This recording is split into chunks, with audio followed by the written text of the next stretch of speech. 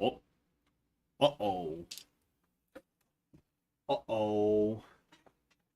Uh-oh. Uh-oh. Uh-oh. Uh-oh. What's going on, everybody? How we doing today? I'm pretty sure you should. Yeah, you guys can hear me. You can hear me just fine. You can hear me just fine. What's going on? How are you doing today? Is everybody doing all right? What's going on? Jeffrey B, High Priest John, Peach Boy Official, Scott Pilgrim, Sheer JC, and Fallen. Yeah, no, I didn't say hello to you yet, Fallen Star. Hello, Fallen Star. Hello. How we doing today, guys? I'm trying to get back on the regular schedule, the regular streaming schedule where, I make sure that I'm streaming Wednesday nights. Wednesdays was just supposed to be for the summer, and the summer's still going, but I'm thinking the way it's probably going to work is I will just stream Wednesday nights. Even if it's not like the longest stream, I think a Wednesday night stream is a good idea. I think it's something good for me to do. And then, of course, Fridays at 9 p.m. and then Sundays at 5 p.m. I will go ahead and I will stream. So yeah, there's that. Tonight we are going to be doing a couple of things. For one thing, somebody in oh man, in fact, you know what? I got to do something real quick. I forgot to do earlier. What the hell is going on here? I just realized I forgot to do one thing that I have to do real quick. Somebody sent me a fight that they wanted me to take a look at. And we're going to go ahead, we're going to take a look at that on here. I hope that it's actually downloading. Yes, apparently the video has saved. I gotta go through a whole rigmarole to get this thing. You're going to have to excuse me. It's gonna be a second. In addition to that, somebody asked about car MMA, right? Car MMA. We can go ahead and we can take a look at that too. I just have to. Oh no, wait, no. It's gonna be this. It's gonna be this right here. Oh man, huh. Actually, I know what I'll do. I know what I'll do. I know what I'll do. Don't you worry, guys. I know what I'll do.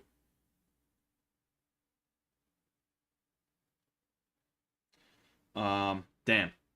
This is turning into a process. This is turning into a process here that I did not want. I'm gonna go ahead. All right, actually, I know what I'll do. I know what I'll do. I was trying to do this thing with like Instagram, right? Because I have two Instagrams. One of them's like a private, like personal one. The other one's my e-boy one, my e-boy one, where I post my high flying MMA antics. And I was trying to like send it to it was just annoying. It was just annoying as hell. So I'm just gonna have to say screw it and go with this one. But yes, okay. All right, we're good. We're good. No, get out of here. Sorry guys. Sorry. Anyway, while I'm waiting on this to do its thing, all right, I'll read some of the chat. Okay, obviously, that's part of the reason I do this is so that I can do my thing with you guys, you know. All right, it's uploading. I'm just going to have to rip it down, and then I'll be able to show it to you. We weren't going to get right into it right away. It's just that, like, I wanted it to be ready for when we do get into it. Hence me sitting here like, hey, guys, nice to see you. I'm going to play on my phone, you know? So, yeah, there's that. There's that. There we go. Okay, perfect. Yeah, but big ups to Liquid Richard. Fuck him. Dude, like, PKA, I got into PKA sort of recently. I want to say it's been like a year and a half or so since I started watching their stuff. And I mostly watch clips because a 4-hour podcast is kind of a lot for me to sit through. The clips are nice. Like certain ones, like when Wendigoon's on, I'm like, oh, dude, like totally, I love Wendigoon. I'm in love with Wendigoon.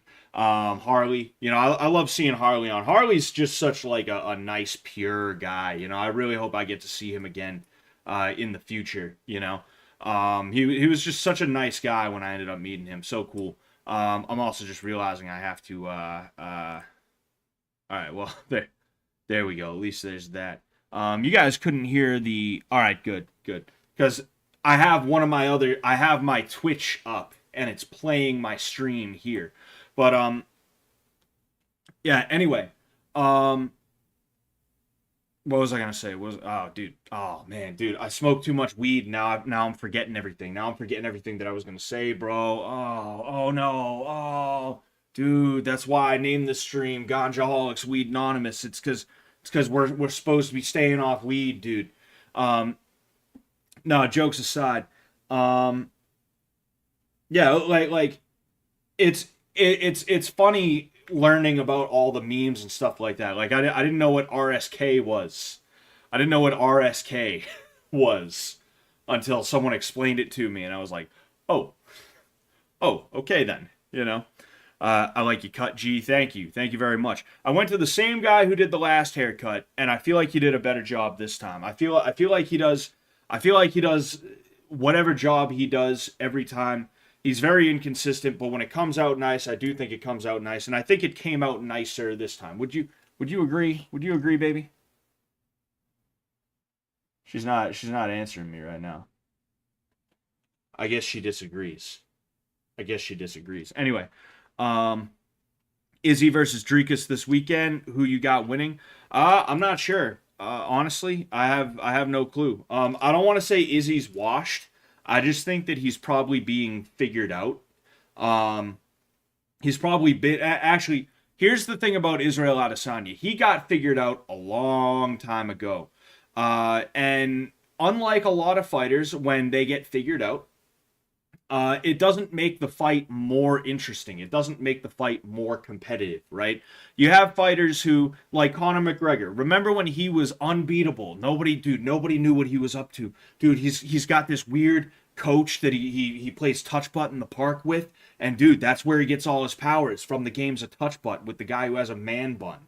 You know, like I remember that, and I mean, don't get me wrong, it was cool seeing Conor McGregor starch dudes, especially starch some of the all-time greats, Jose Aldo and shit like that, right? But um, it got more interesting in a certain sense when he started losing. If we're being honest here, instead of watching thinking, I wonder when Connor's gonna win, you're watching thinking, oh man, I wonder who's gonna win this, right?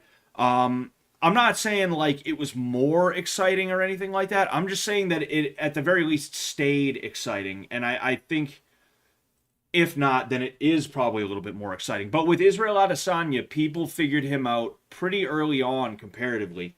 Um, or I don't know if comparatively. They figured him out years ago though. Yoel Romero figured out exactly what to do with him years ago. And that is don't run forward into his fucking jab. If you watch Lawrence Kenshin, right? I remember when Israel was making his debut in the UFC. I think it was like 2017, 2018, somewhere around there. I used to be big into Lawrence Kenshin striking breakdowns, and I still am. He's still got some really good stuff out there. Some of his old stuff, and then he puts out some pretty cool new stuff too. But his new stuff doesn't compare to his old stuff. But anyway, um, like before he made his debut, Lawrence Kenshin, because he's big into the kickboxing scene, he did a breakdown of Izzy's style, and he explained very well what his whole thing is. And Izzy is a counter striker who hides behind his jab, right? He hides behind his jab and feints, but a lot of his feints come from his jab. In addition to that, there's a lot of other, cutesy little things that he's got. Um, the thing is, he doesn't know how to fight any other way. He's not comfortable with fighting any other way, and because of that, his fights are boring even when he wins. All these criticisms of him being a boring point fighter are completely and totally valid. They are accurate, and it's because dudes stopped taking the bait with his style. And that's why Sean Strickland. I made a video on this. I forget exactly what it's called, but I did a video on why and how Sean Strickland was able to beat Israel Adesanya, even though nobody thought he would. And it's because the way Sean Strickland fights is it's the kryptonite to the way that someone like Israel Adesanya fights. He simply could not get started. He was on his back foot in a bad way for the entire fight, and because of that, he just never was able to really do anything. And it's funny too because people are starting to figure out Sean Strickland, right? And I don't know. Maybe it'll be more exciting. Maybe it won't. I think it'll be more exciting because if Sean Strickland starts getting KO'd, that's exciting. You know, as ghoulish as it is, as gruesome as it is, KOs, knockouts, they're exciting. I think the sport needs more knockouts and highlight reel knockouts too, like flying knee knockouts, but fucking shaman left hook bullshit, right? I think that's what the UFC needs more of, if I'm just being honest. And you know, fucking anyway, yeah, bottom line, like, I'm not sure who's going to win. I'm not really even that invested in it. I got to be honest with you. I guess the only reason I would be invested in it is to see if the real African is going to beat the New Zealander. You know, that's the only reason I'd be interested to tune in. Other than that, I really didn't give a shit. You know, I guess last Saturday they had a throwaway card, and it's like I'm just as interested in this coming card as I am last Saturday. You know, let me know when like Aspinall is gonna fight fucking what's his face, John Jones, or like something like that. You know, there's just not that many guys that I'm too hype about when it comes to the UFC lately. And that's why, like, the best content that I do outside of fish tank related stuff is the fight streams and stuff like that. You know, I stream for the fights. I react to them. And I don't do them as often as I could because it's just not compelling. I don't want to sit here for 4 to 5 hours watching a stream, watching a card that I just don't feel like doing that for, you know? I don't have enough time to feel like I could justify burning 4 to 5 hours of my Saturday night, you know? I can't stay up late on Sunday. You know, I got to work Monday. So it's like fucking A, you know? Anyway, so yeah, probably not the most satisfying answer. I apologize. I just don't want to say I think it's going to be Izzy. I think it's going to be Dricus. You know, because I don't know, and I'll be honest with you, I don't care that much. You know, I think Sean Strickland should have rematched Izzy pretty much right away. To be honest with you, that's one thing that annoys me about the UFC is that there's immediate rematches that don't get made. Like when Stipe lost the belt to Francis Ngannou, that should have been like an automatic rematch. Now, it's one thing if Stipe was like, no, I want to take a break. That's one thing. And I have a feeling that's probably what happened. But the idea of Dana White immediately wanting to make other fights, it's like, you fucking bitch, Dana. You fucking bitch. Go fuck yourself, you know? That's so stupid. It's so dumb, dude. It's so fucking dumb. Are you a fan of the Rough and Rowdy events? I love watching regular normal guys and fat guys fight. Yeah. You see, I don't watch Rough and Rowdy, but I do understand what you mean because the most like if you go to a jiu-jitsu tournament, right? You don't want to see the black belts roll because black belt rolling fucking sucks to watch, dude. Even if you know what you're looking at, even if you're like, oh yes, he's got him in a butthole plata right now. The other guy's got to be very careful not to twist his dick in the wrong direction, or else he's gonna end up dislocating his fucking elbow. Like even if you're able to like see and translate what is going on in front of you, it's just not that fun to watch because it's just not action packed. That's why no gi is more popular than gi, is because no gi jiu-jitsu, combat grappling, whatever the hell you want to call it, right?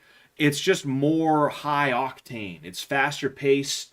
You see more cool moves and shit like that, right? But like if you go to a jiu-jitsu tournament where it's all gi or mostly gi, you want to watch the white belts. Because it's fun to watch the white belts. Because those dudes are going at it in a way that the black belts are too smart to do. Right? For one thing, white belts only roll for 5 minutes. Black belts, they get, I think, 10 minutes. So having to roll as hard as you can for 10 minutes, that's not fun at all. Even wrestling. Like wrestling's the hardest sport that I've ever done, and they have three, I believe, 2 minute rounds. If not, it's three 3 minute rounds, right? Um, it's grueling, but at least you get like a second to rest every 2 to 3 minutes, right? In jiu-jitsu, it's just a 10-minute slog if you're a black belt, right? So like it's more fun to watch white belts because they go balls to the wall, and they may not be the most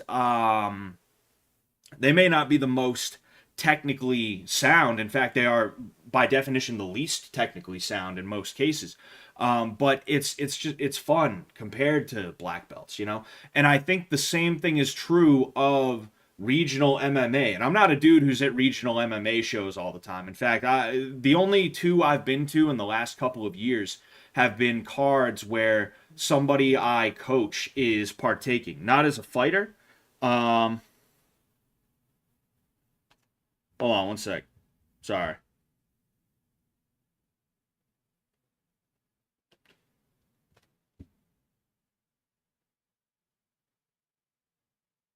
Sorry, one sec.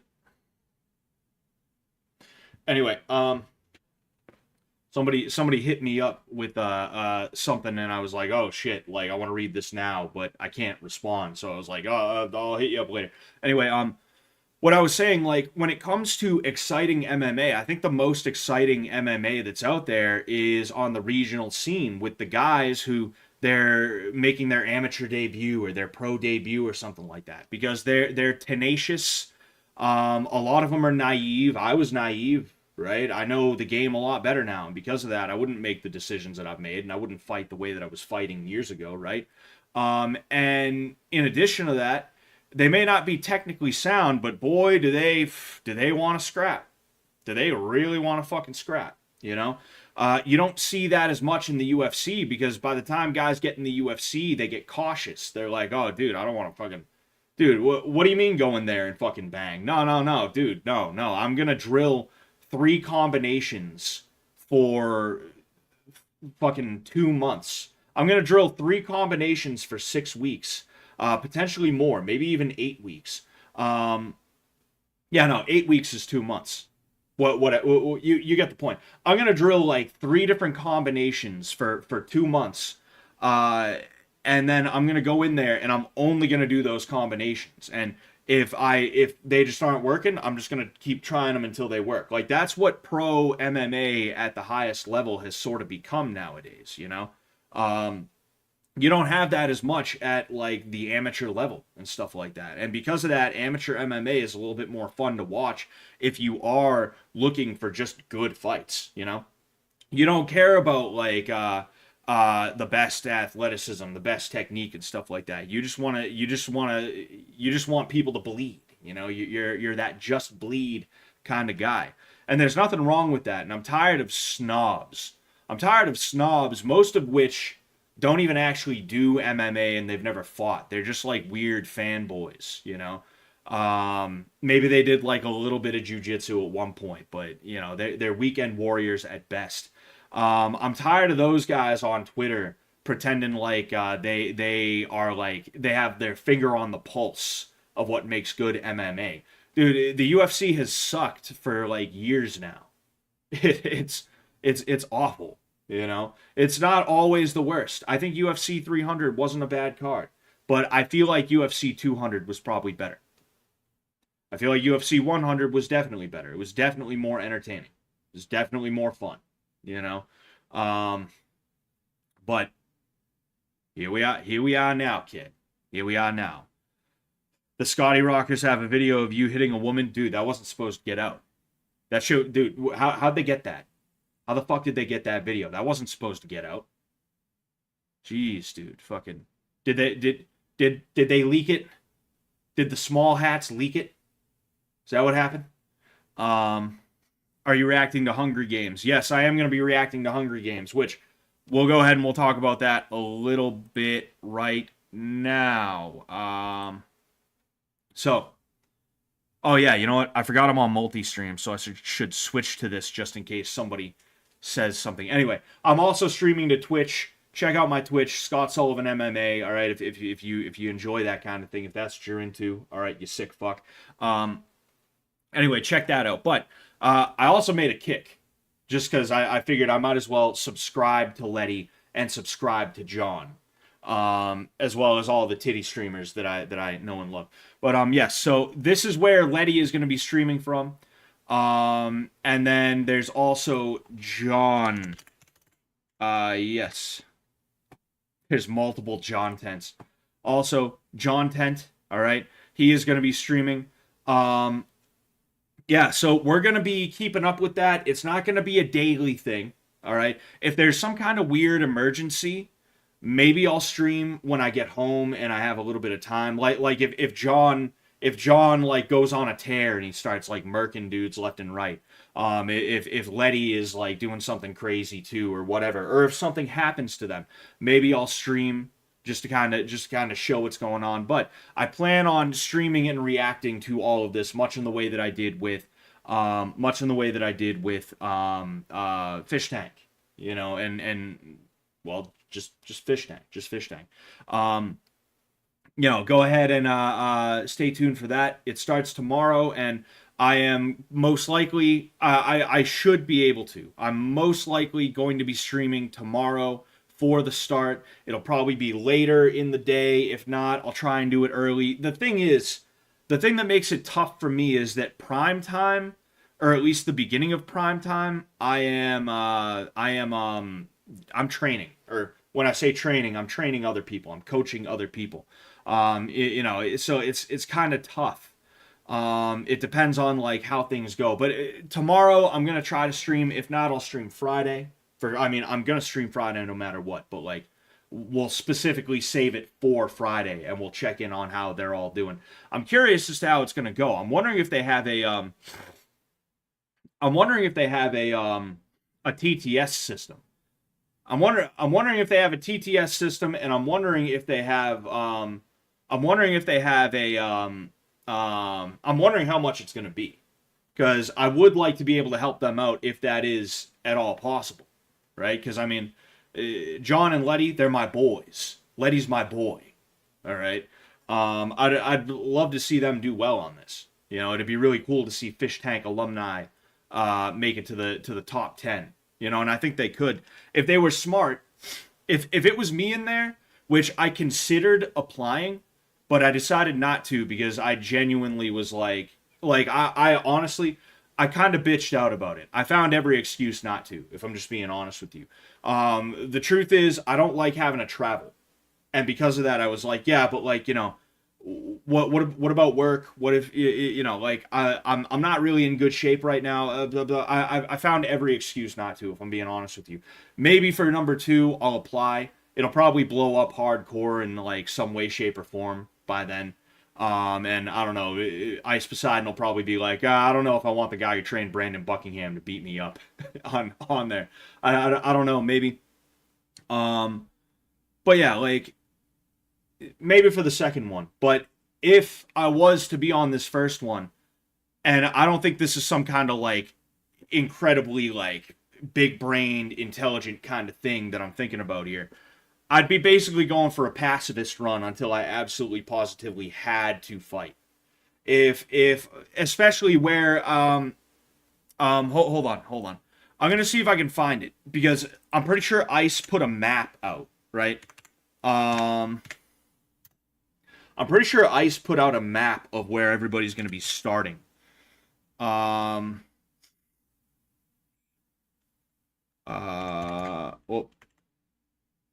Ice Poseidon.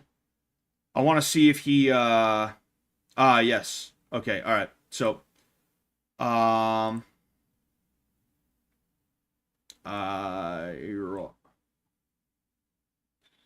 let's see here. All right, so this is the map of all the starting spots. If I was John, there's not many people around, right? There's Josiah the Virgin. Not worried about that guy. Carl, though, sounds like a pussy. I wouldn't be too worried about these guys. I'd let them do their thing, and I'd try to stay in the outskirts for as long as I possibly could. I'll let all these fucking idiots, I'll let these dummies fucking end up like rubbing each other out because I'll let them rub each other off, right? I'll let them do their thing. Because why would I not let them take each other out? Because they're excited, because they're all like full of adrenaline and shit like that. You know, why would I not let them do that? So John, where he's starting, he's actually pretty damn lucky. I mean, you see these two right here. I don't even know who the hell this second guy is. And then you have Letty, who she's in a bit of a tough spot. If I was Letty, I would immediately try my best to get here, right? I don't know what this water is, right? I would assume that's supplies, specifically probably drinking water. I would immediately try to get to the outskirts, and I'd let, again, these guys just kind of do their thing. I'd let them all do their thing. Another thing that I'm thinking about now with this water, right? Will they start out with water? I hope they start out with their own little supply of water that obviously will run out. Apparently it's going to be 7 days, and I guess they have 7 lives. I guess, I don't know.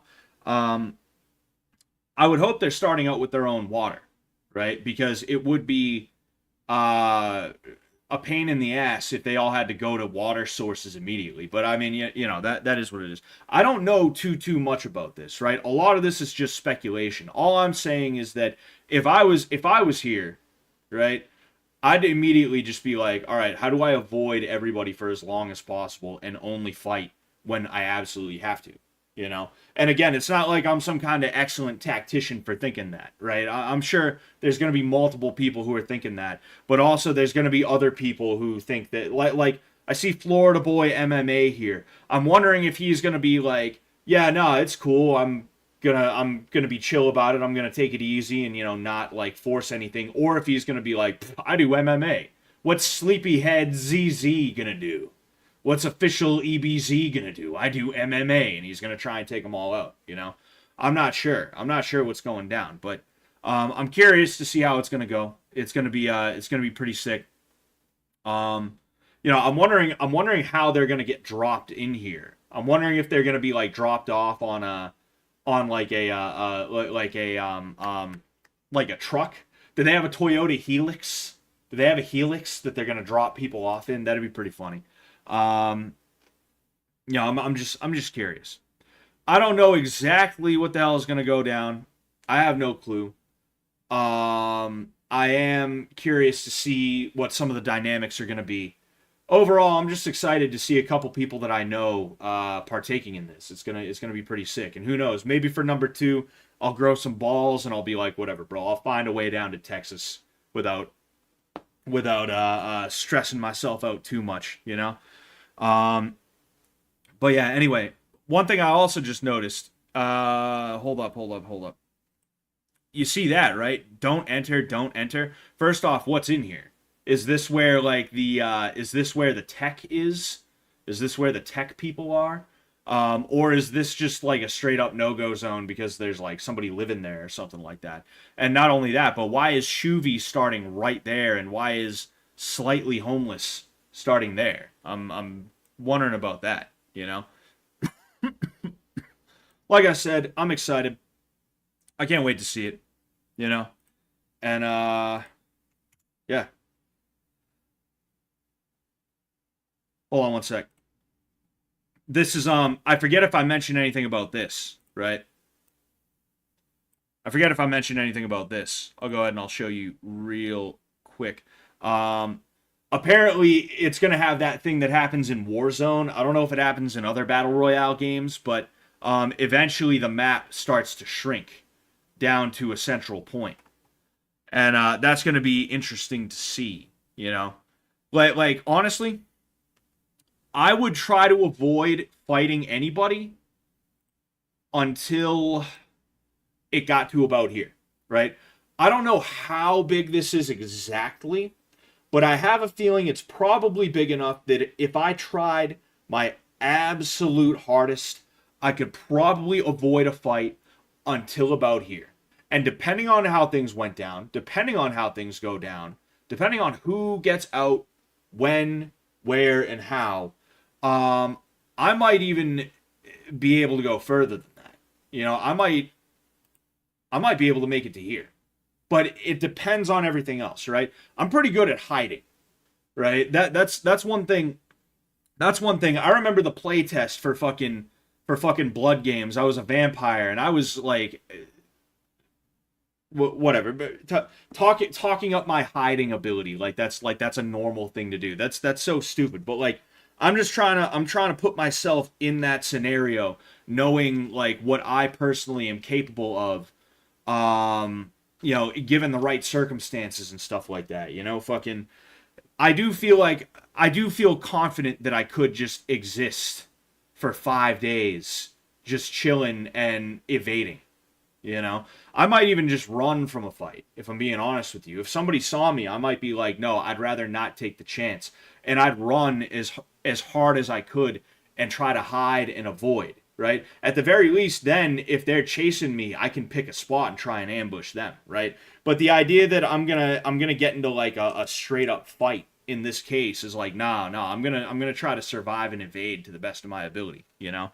Anyway, is this show any good? Last time I tried to watch Ice's show, I saw it was scripted as fuck. I don't know. This is the first time he's tried to do anything like this. You know, I guess it I guess we're just gonna have to wait and see. You know, that's really what's gonna have to happen. We're just gonna have to wait and see. And yeah, I mean, I'm excited for it. You know, I guess I should. Yes. Oh, I guess Hunger Games is live now. Apparently. Oh, okay. I see what's going on. I think I see what's going on. So these are all guys. Yeah, these are all guys that are, in fact, we'll check out Florida Boy MMA after this. Geez, wannabe Salt Poppy over here. Fucking dollar store Salt Poppy. We'll go ahead, we'll check out this guy, because I want to see what his deal is. But yeah, I really just blanked on what I was going to say. Oh yeah, so this is the Hunger Games channel, I guess, right? And, these are all of the live channels right now. Let's go ahead and check in on this gentleman right here. See that now. Captain? Okay, I low-key thought it was that, but I wasn't sure. My bad, G. I can't hear this dude right now. Appreciate that, Captain. Thank you for correcting me. Oh, I didn't know he has one on the way. That's what I'm saying. The 7th kid is on the way. Nico's got a half a dozen and some. Yeah. To review this dude looks like a fucking Florida boy. You want me to go interview him? Yeah. Yes, my guy. He's a white guy in a do-rag cooking. He's chefing some salmon up. We'll pop out some. Bro, the Wi-Fi was effing when I got outside, low key. Hold on, You get the lights on? They got the lights on. Let's see if my shit F's. Appreciate that. What's good, bro? What's good? Just gifted 1 sub? Oh. Bro, I will give him a follow. You're a fucking beast, my guy. My boy John is gonna shove a foam sword up your butthole. Who's John? John Tant? Yes. I might like it. You don't know me. Any value by others for my objectively very accurate or inaccurate? Am I valued by others for objectivity very accurate or inaccurate? Joe, what do you mean? I don't understand that. Garlic ring, okay. I'm just you sexy some bitch. This guy seems like he's okay. Nobody should be valued for objectivity, I feel like. I don't know. Oh, he's a fucking ginger too, bro. That is weird. He's a ginger too, dude. What the fuck? He's another MMA ginger. Are we effing? Are we still good? What's going on?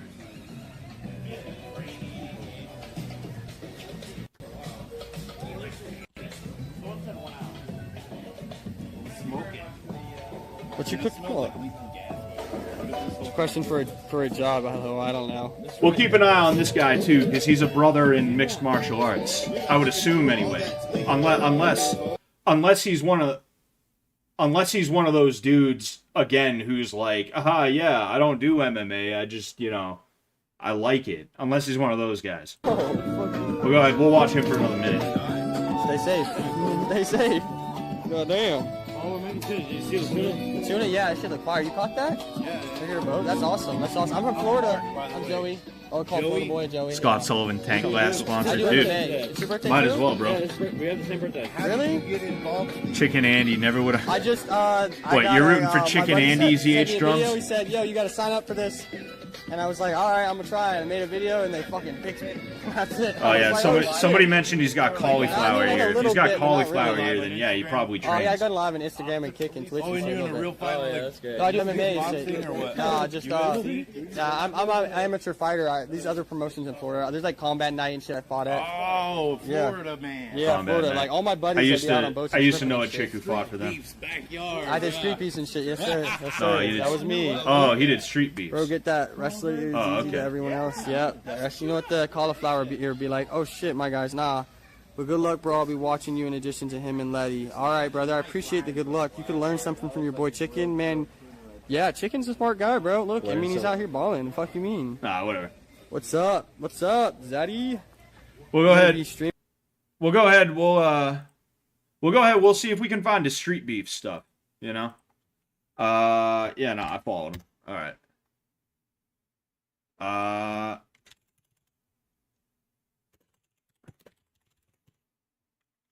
Yeah, Street Beef's Florida boy. Yeah.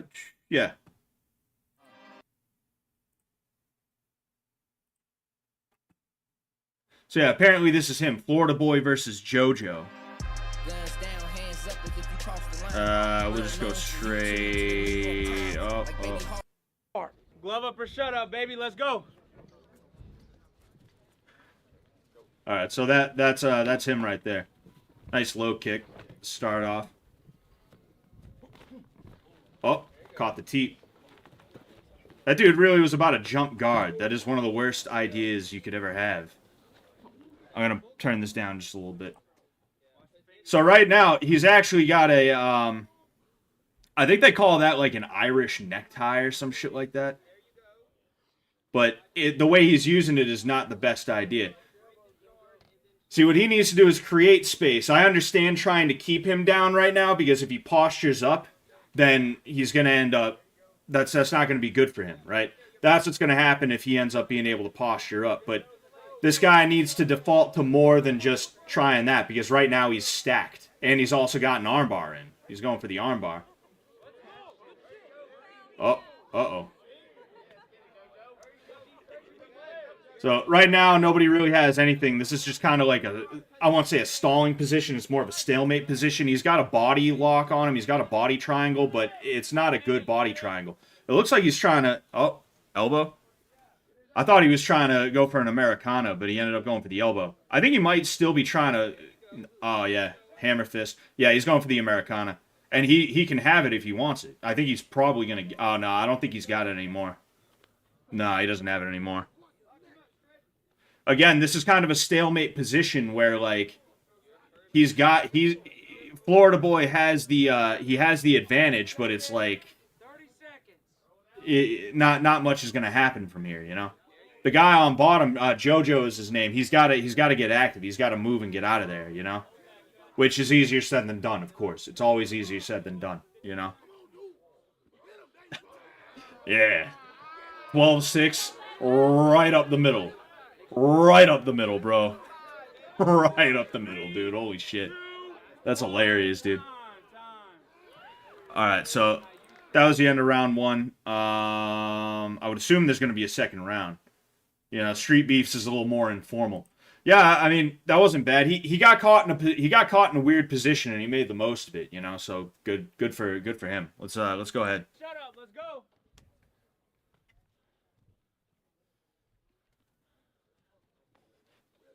That was a strange jab cross. Oh. We're going to rewatch that because it happened kind of quick. Oh, yeah. So, yeah, that happened pretty quick. I believe that happened about here. Oh, no. All right. So, that jab cross from this dude, like, was that was from JoJo, that is. Oof. Just seeing that was like, ah, man. So he had the, So yeah, he ended up that low kick, and then it was funny because like it was almost like a jab. He threw the low kick, he came down in the other stance, but I think he was still able to use the momentum from the low kick to turn that jab into something a little bit more powerful than just a regular jab. You know, let's go ahead and slow that down a little bit, right? Because I want to see that closer, because that was a very interesting knockdown there, right? So I'll mute this as well so you don't got to hear.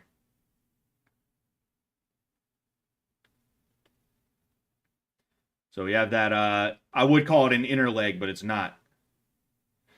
Yeah, he just... And then that uppercut after was just...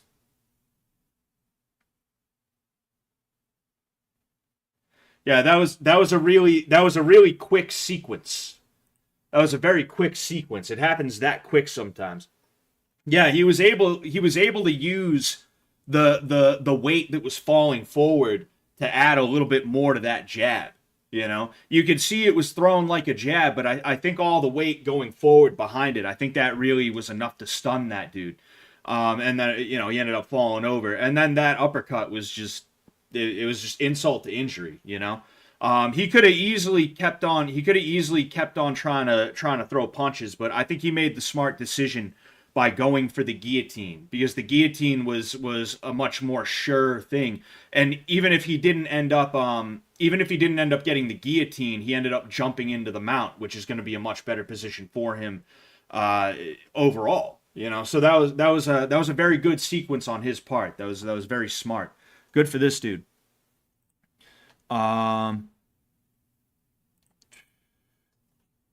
Anyway, yeah, so that's pretty cool. I'm looking forward to seeing that guy too. You know, as soon as I heard there was a guy who had MMA in his name, I was like, oh, cool. I want to keep an eye on that dude too. So we'll be watching those three mainly.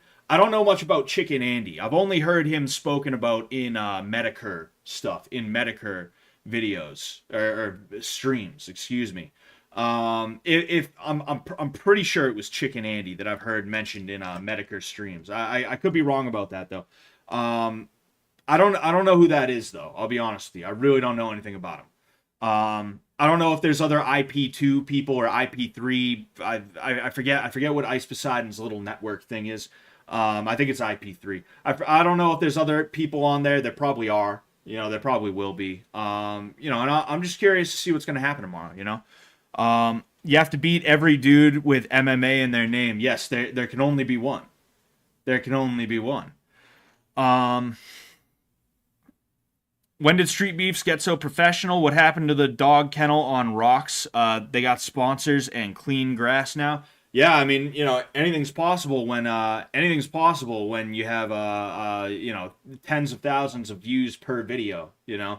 And then I mean, even like, I mean, look at this. Look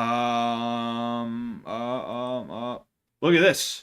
Streetbeefs, 353,000 views on a 9-day-old video, you know? 3 years ago, Streetbeefs GoPro. I would assume that's all, I mean, that's literally the Streetbeefs, ring or cage or whatever, you know? That's 1.7K. For some reason, I read that as 1.7 million. And I don't know why. I don't know why I did. Bottom line, like, they get views.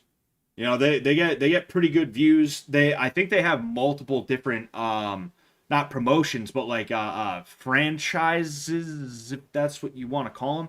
They have a lot of people watching them, and there's like a lot of people want to fight for them and shit like that. So I'm sure they're getting legit sponsors, you know. I think it's interesting that it's still very much a, hey, just show up and do whatever you want kind of a thing, though, you know? You have dudes that'll box, you have guys that'll do MMA, you have dudes that you know, they have MMA training and they'll fight. You have dudes that don't have MMA training and they'll fight. And, like, it can make for some interesting fights and stuff like that, I will say.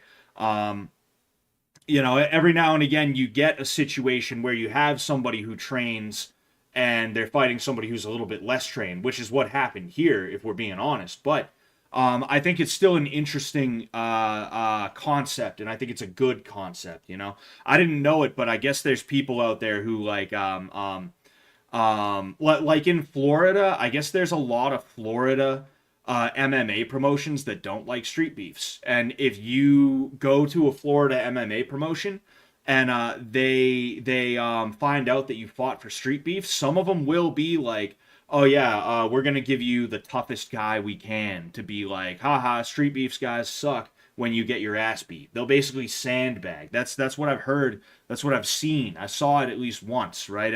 It was like 3-4 months ago that was going around on the internet, is like some guy who fought for street beefs. He basically got sandbagged, and like when they beat the shit out of him, when the guy that the promoter put him up against beat the shit out of him, the promoter was like, ah, yeah, street beefs fighters suck. And it's like, that's fucking weird, you know? Street beefs is no different from a smoker, right? If you go to any boxing gym, if you go to a lot of MMA gyms in your state, you'll find that they put on exhibition fights for people who just want to walk in and fight. That's it, you know? I'm currently keeping an eye out for smokers, for exhibitions, because there's a guy at my gym who expressed interest in fighting. And we're trying to get him to the point where we can take him to a smoker so he can get his feet wet before we start looking into actual promotions to take him to, right? He's just about there, so I'm kind of trying to keep an eye out. Like, there's nothing wrong with smokers. There's nothing wrong with like this, with street beefs, where, okay, you show up, he showed up, you guys are about the same weight. All right, come on, let's do it, you know? There's nothing wrong with that. People are just, like, weird, though. People are just mad weird about it, you know? Clean ass grass. That is true. That is true. Street Beefs just needs to learn to lock up their cage so fighters stop falling out. Is that a thing that happens? Is that a real thing that happens? That's pretty crazy. Were you gonna give your opponent a gun? That's exactly what I'm doing. TraxNYC fight was hilarious. Who's Trax? TraxNYC Street Beefs. All right.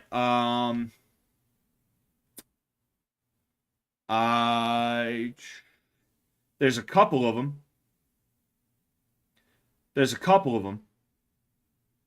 We'll go ahead. I'm gonna dude, 23 minutes.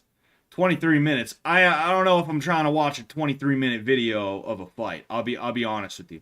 I'll click on the one that's about 15 minutes long and seems as though there's some kind of build up to it, right? Hold on. All right, okay. So I don't even know if we'll watch the whole thing, I'll be honest with you. But, you know, we're watching these. And then I'll pull up the fight that the guy wanted me to review. All right? Oh, jeez. Excuse me. Normal. Madness, you got a beat fight. Y'all know what it is. We went back over the rules. Step back. We already went over the rules. No knees to the head.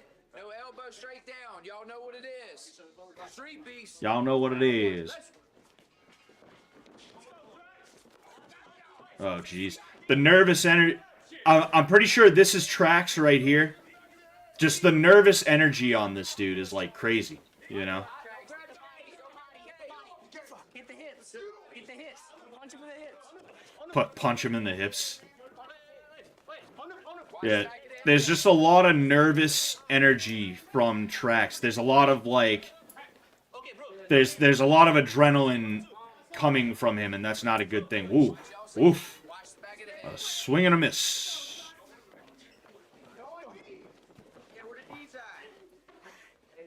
Yeah, so this is an actually trained guy versus a dude who maybe he's trained a little bit, but he clearly is not trained enough. So he's got a hold on. We'll go ahead. Yeah, it looks like he has a choke in, but the thing is he doesn't know how to finish it right now. It's kind of hard for him to finish it. You know, the angle that this guy's head is at and the angle that his body is at, you know? Yeah, no, he can't really finish it from there. Yeah, you see, what he needs to try and do is get his back off the cage and pull guard, if he can. Easier said than done. And it's not something I foresee him trying to do, because this dude right here, I forget, I don't even know what his name is. This dude right here is going to feel him getting off the cage, and he's going to end up, ooh, now he's in a little bit of trouble. This dude just stepped over into a, oh, it looked like he stepped over into a mount. He didn't, but it looked like he did. What this dude could do right here, right? I'll go ahead. So you see his leg is right here. What he should do is he should take his leg and step it over and lock up Trax's legs, right? That way, Trax has the neck still, but he really can't do too much with it, right? In addition to that, he could try and get an arm in. It sucks being in that position, right? But there isn't really there isn't really too much danger, you know? I'm not even worried about him getting the head out because it's just a position where it's kind of like when someone has a triangle on you, right? They have a triangle and they're not actually able to really cinch it as tight as they need to. And because of that, they're just wasting energy. Like, that's all Trax is doing right now. He's just wasting energy while this dude's just sort of chilling, you know? Oh, yeah, and he's got an arm in, like I said, he probably should try to get, you know? Because that arm in right now is just alleviating.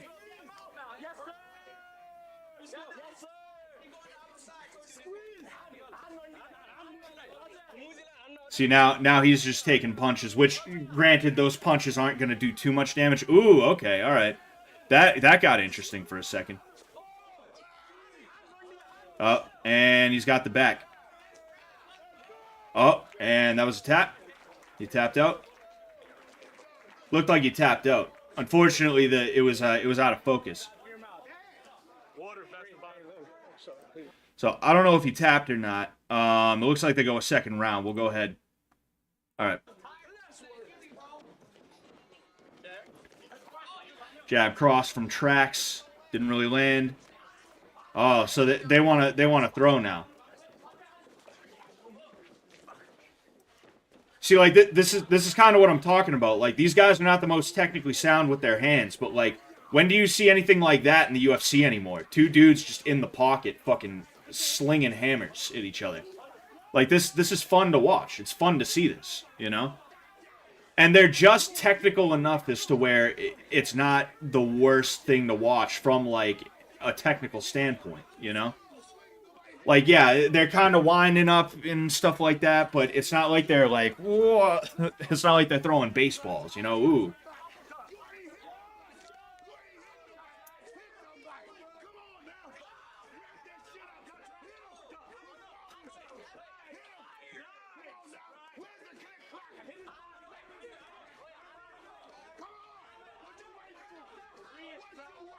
I wonder if they agreed to just boxing this round.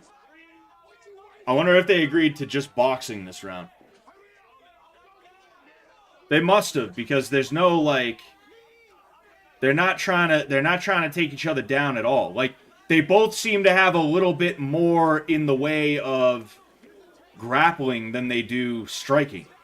With this guy right here being the better overall. You know, so I wonder if they just had an agreement like, we're not gonna grapple this round. That was a nice little backhand jab. You can see some damage accumulating on, I guess his name is Anup or something like that. Anup. You can see some damage accumulating on the right side of his face. Oh yeah, and that's what's been happening every now and again. If you pay attention, is he's been getting caught with that left. Looks like that's the end of the round. All right, we'll skip ahead to the next round. We'll see what happens here. Round 3, I would assume. All right, let's go ahead. Rap battle without two speaking. Fun times, huh? Stephan Bonnar versus Forrest Griffin type fights. Yeah, oh yeah, those were mad fun. There's a reason why. There's a reason why Stephan Bonnar versus Forrest Griffin is, like, made the UFC. Literally, the UFC was in a spiral, and then they came out with The Ultimate Fighter. That was a pretty cool concept. People seemed to enjoy it, but what really sealed the deal was that last fight between Stephan Bonnar versus Forrest Griffin, and that wasn't even the main event. It was Chuck Liddell versus Randy Couture after that, right? People want to see those types of fights. You know, Dana wants to legitimize the sport, and he has largely succeeded. Good for him. He has been very good for the sport as a whole. But it's just not as fun to watch anymore, man. And it's because Dana is so focused on legitimizing the sport, which means instead of worrying about whether or not the fights are entertaining, he's worried about numbers. He's all of a sudden become a numbers nerd, where it's like, oh well, this guy is he's on a 3-fight win streak. Doesn't matter if it's all boring point decisions. He's on a 3-fight win streak. Meanwhile, this guy just dropped 2, but they were extremely exciting fights. We're gonna drop the guy who lost 2 barn burner, razor thin decisions or exciting fights that ended in knockout or submission. We're gonna drop that guy because he lost 2 fights. Like, that's a lot of the atmosphere that the UFC seems to give off now, you know. And it's just, it sucks, you know. It really fucking sucks, you know. Tough season 31. I still have hope it'll come back. Hey, maybe Alexo. Maybe Alexo. We'll see. Anyway.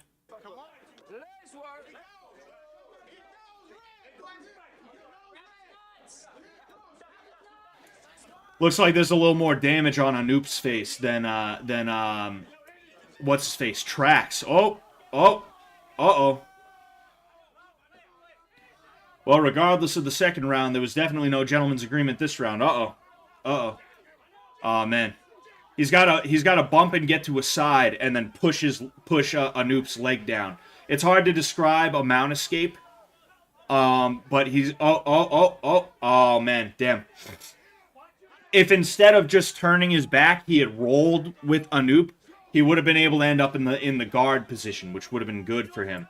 And now Anoop has he has half of a back take anyway. He's got to get that other hook around. Oh, no, he's got a back take now. Yeah, he's got a back take. And he's no, he doesn't have a 2-on-1. I thought he had a 2-on-1 for a second. Oh, and he transitioned back to the mount. And okay. I was about to say, this is a position he has to be careful in because Anoop's head is right there. Trax's arm is right here. Anoop could get an arm triangle if he wanted. He's just got to get this arm free and go around the back of his head, and he's got an arm triangle. It's there. It's there for the taking. But interestingly enough, there we go. Oh man, he didn't roll all the way through, and because of that, instead of rolling over into the guard where he would have been in a better position, he's basically in turtle position. And Anoop has a hook in, or he had a hook in anyway. I think they should have let that keep going. That was a good grappling exchange, even if there wasn't a ton of punches. You know, I don't think they should have stood anybody up. Oh, back to slugfest. You just can't help but go into the back of the head. See, that was a smart move on Anoop's part. You know, push him up against the cage and start throwing, you know? It's like I said, if you don't know how to fight, that's how you want to fight. You want to back somebody up, you want to push them up against the wall, and you just want to pressure. You do... Oh, that was a nice little punch to... I was going to say, you're starting to see some wear and tear on Trax's face, but it doesn't look as bad as I originally thought it did. I thought I saw a couple of cuts and stuff like that. Anyway, I think we'll call it there, you know. I think it's literally like, I think they're literally doing it by round. I think they're literally like, hey, like whatever happens in round 1 doesn't matter, you're going to round 2. Whatever happens in round 2 doesn't matter, you're going to round 3. Because I'm pretty sure he tapped out in round 1. So that's interesting to see. All right, one moment. Un momento, por favor. Oh,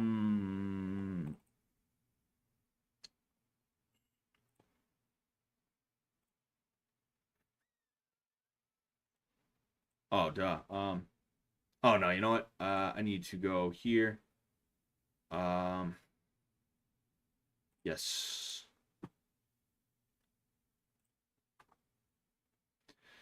I'm downloading it right now. Yes, here it is. Okay.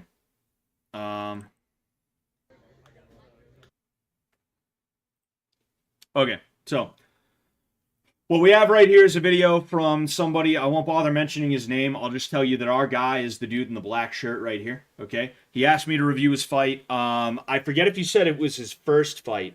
He said it was the last tournament he entered. I wish you had stuff like this up here, because this is kind of a cross between a smoker and an actual like a fight at a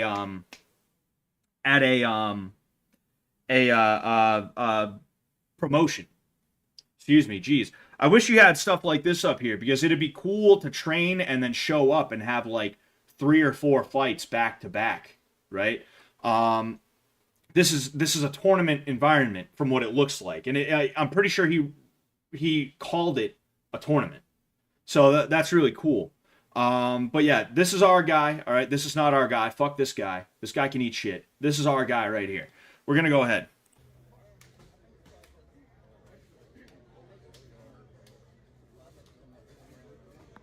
I've watched about half of this, by the way, so I'm gonna, I'll probably be pretty quick on the draw. But it's the other half that I haven't seen yet.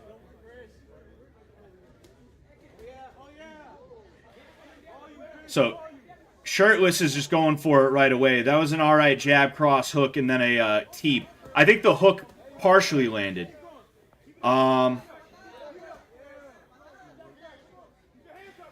Yeah, so right now, most of Green Short's punches are not landing, and Black Shirt, our guy, is actually doing an alright job countering a little bit. He's good with that left hook. He's got kind of a short, slapping hook. If you could even really 100% call it a hook that he's been throwing after he absorbs the punches, you know? Kind of a weird camera angle here. Can't really see very well.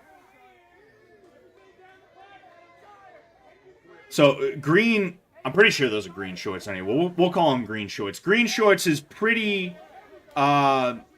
aggressive right now, but he's not really landing much, you know? Alright, so that was time. It seems like they only had 1.5 rounds. That's probably because it was a tournament setting. Like I said, Green Shorts wasn't really landing much of what he threw, and I didn't even notice that in the original, because I was only kind of like half watching when I watched this originally, and it was on my phone. I just saw like a lot of punches being thrown by Green Shorts, and our guy over here, he was absorbing those punches. So because of that, it kind of looked like he was getting hit, and that's what happens every now and again. Like, the human eye, even when you're sitting right there, is only so perfect when it comes to seeing things. And because of that, what'll happen sometimes is when somebody's moving back, even if they're landing more punches than the guy who's walking them back, the judges will be like, it looks like that guy's losing, though. And they can't square the circle in their head. And that leads them to make, like, weird decisions and stuff like that. But honestly, as of right now, if I was just scoring based off of who was landing more, and not just that, but who was landing more effectively, I would give it to Black Shirt here. I'll be honest with you. And again, I'm changing my decision, my opinion from earlier, because, like I said, I got a better look here. So that was pretty good. One thing I would say to Black Shirt is he's doing a good job. Right, he's doing a good job at deflecting and then countering. Right, I really like the teep he threw, even though it didn't work exactly the way he wanted it to. He probably would have been better with a rear teep than a front teep, just with how hard Green was coming in. Right, but like, the only thing I'd say is, if he's gonna swarm like that, it's not a bad idea to tie up. This seems like it's just a pure kickboxing tournament, just punches and kicks. I don't know if you can throw knees in certain situations. Like in K1 rules, if you clinch, I think you're allowed to throw one knee. And even if you throw that one knee, the referee's liable to be like, hey, no knees, right? You can also throw knees from the outside, too. But, clinching isn't really a big thing in the K1 rule set. But, like, even if you're not allowed to clinch, like, you can clinch to break up the action and to confound his effort to try and push you back, right? Other than that, I'd just say, like, try and play your game. You're playing. Let me rephrase that. You're playing your game pretty well, right? You won that first round, in my opinion, off of your ability to just take it easy, not overextend, not overexert, and then counter when you saw it was there, right? So that was very good on your part. But I'd like to see some jabs. I'd like to see more teeps. I'd like to see him controlling the pace just a little bit better, because even though he's doing a good job reacting and countering, he's not controlling the pace. And controlling the pace is a very important thing, you know? That's how dudes like Nate Diaz are able to get absolutely bloodied every fight, but they're still able to win, is because they're controlling the pace the entire time, you know? But with that said, IshXGGYL, come meet me in the bathroom. It's for a bit. Of course, I'll be right there. Anyway, let's go ahead. I don't know. I would assume, yeah, there is a rest period. So we're going to go ahead. It seems like this is about to be round 2. Let's go ahead and let her rip. Yeah, ISKA. This is an ISKA tournament. To my understanding, the ISKA is not great, but I do like this tournament format. You know, I think it's better for the. I'll say I think it's better for the development of kickboxers to have this format, because it allows them to get more fights in a little bit safer. Honestly, you know, this is how boxers do it too, like amateur boxers and stuff like that. Amateur boxers have hundreds of fights. You know, and it's because they're just trying to perfect their craft, you know? It's tough to do that in Massachusetts, because unless you're going to smokers constantly, which, like, there's not a smoker every weekend. Unless you're going to smokers constantly, the only way you're going to get any kickboxing or Muay Thai or whatever in Massachusetts is if you go to one of the events that has it, you know? And those are only, like, every 2 months. But with that said, should be going any second now. Should be going any second now. Any second now. Any second now. All right. Took a couple there. Stepped back. Oh, nice. He has a really good hook. He has a good hook when it comes to intercepting people moving in. Nice jab. Split the guard. Oh, okay. So he goes for the teep, and then he ends up switching into a spinning back fist. That was interesting to see. Ooh, that was a nice kick with the front leg. I too prefer front leg roundhouse, especially to the head. There, yeah. See, he's sort of, oh man, turning away. It's kind of a slugfest right now, you know. He's definitely winning in the pocket, meaning our guy. Ooh, oh, hey, nice. That was a really good teep. I think our guy is definitely winning in the pocket, but it's a little bit too much of a, it's still a little bit too much of a toss-up, meaning, like, I'd rather him not be in the pocket fighting like that. I'd rather him throw and then get the hell out of there and wait for green. Oh, I guess that's the end of the round. But I was saying I'd rather him throw, right, and either hit with that teep, knock green back, or throw, bang, bang, bang. Like I said, he's got a good hook. He's got a good left hook. He could throw that, and he could end up fucking using it as a check hook to get out of there, right? He could go bang and angle out. You know, there's a lot he could be doing. He's doing good right now. I think he took round 2, which means all he has to do is survive this third round, and it's in the bag. He wins, right? At least the way I see it right now. But, like, just coming from trying to help this guy get better. For one thing, his jab cross, he really overextends, right? You'll notice that, like, he's all the way outside and he goes jab and then cross, right? He, like, really leans into it. It's funny. He's either been in the pocket doing pretty well, or he's been way too far out. Those are two places you don't just want to hang out in and try throwing from, right? He's got to kind of get comfortable in between being just out of reach and standing in the pocket the whole time, right? That's what I'd say, especially with the style of kickboxing that he does. He's going to be very good in that range, in that, I want to say, like, it's probably third range. There's like 3 or 4 ranges of fighting that that you'll hear Krav Maga guys talk about, right? And it's not a bad way of thinking about fighting, right? It's just like one of those weird like Krav Maga scientific guy type things, right? But from what I've seen of him, right, he's gonna have good straights if he just learns to throw them without like overextending. In addition to that, I like his use of the lead leg roundhouse.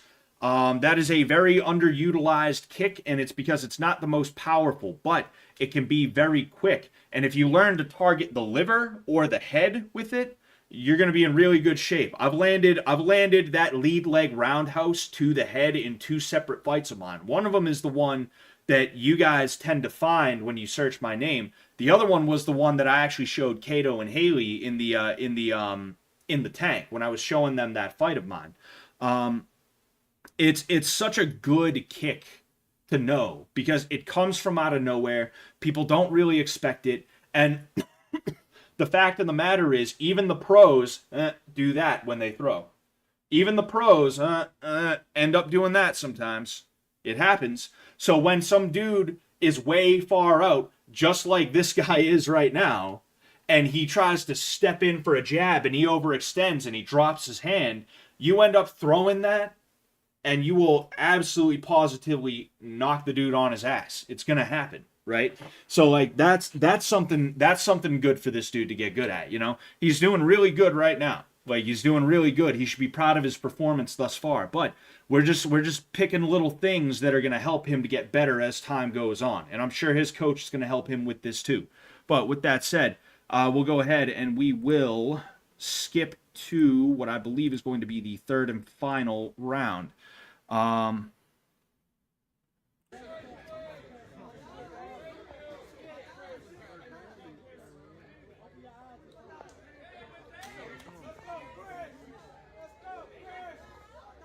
He wanted to get right in after that. Nice jab up the middle. He's got a decent, like, he's good at catching people when they come in. That's the second time I've seen him land a jab or a hook. Well, ooh, that was a nice jab cross, too. Nice, good. See, he didn't overextend on that jab cross either. He's doing good at not overextending on his punches right now, which is very good, you know? I don't know if there's low kicks either. I'm just realizing. I think ISKA doesn't really like low kicks. Oh, that looked like a knee. Yeah, you can tell these guys are both pretty tired. That was a nice 1-2. Oh, that was a nice cross up the middle. Oh, hey, nice kick. And I believe that is it. We're going to go ahead. We're going to see. Oh, yeah. Hold on. Let's get the triumphant moment. Let's get the triumphant moment.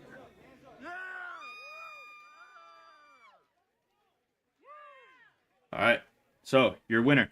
Yeah, I mean, that was a good job. I definitely think he took all 3 rounds. And he only got stronger as time went on. His hands, right? If you're watching this, dude, I'll cut this out and I'll send it to you.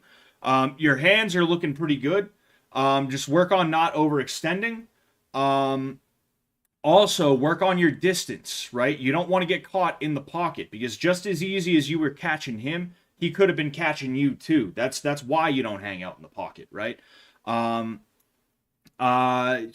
like your use of teeps. I think you just got to get a little bit more comfortable with them because you could have blasted that dude back a couple of times, but I think I'm not even entirely sure what happened. I think they may have just slipped off, or maybe you just didn't time it 100% right, and because of that, the transfer of power, of force, wasn't exactly what you wanted it to be.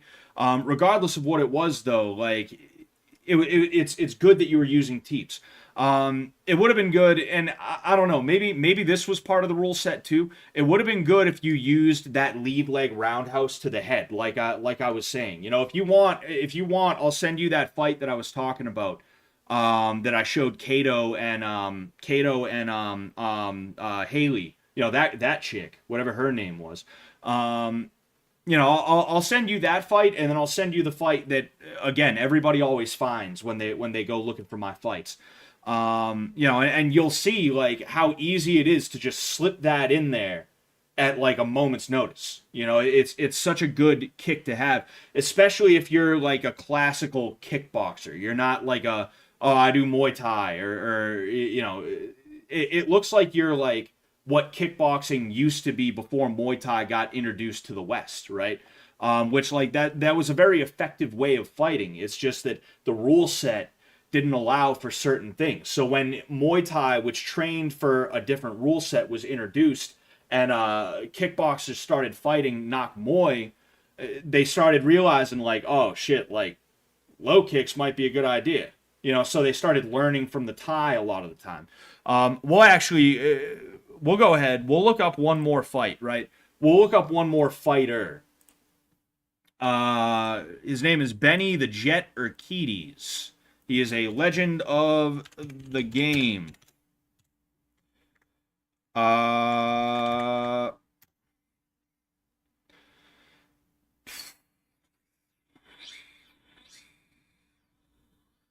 not sure which one of these I want to do. Yeah, you know what?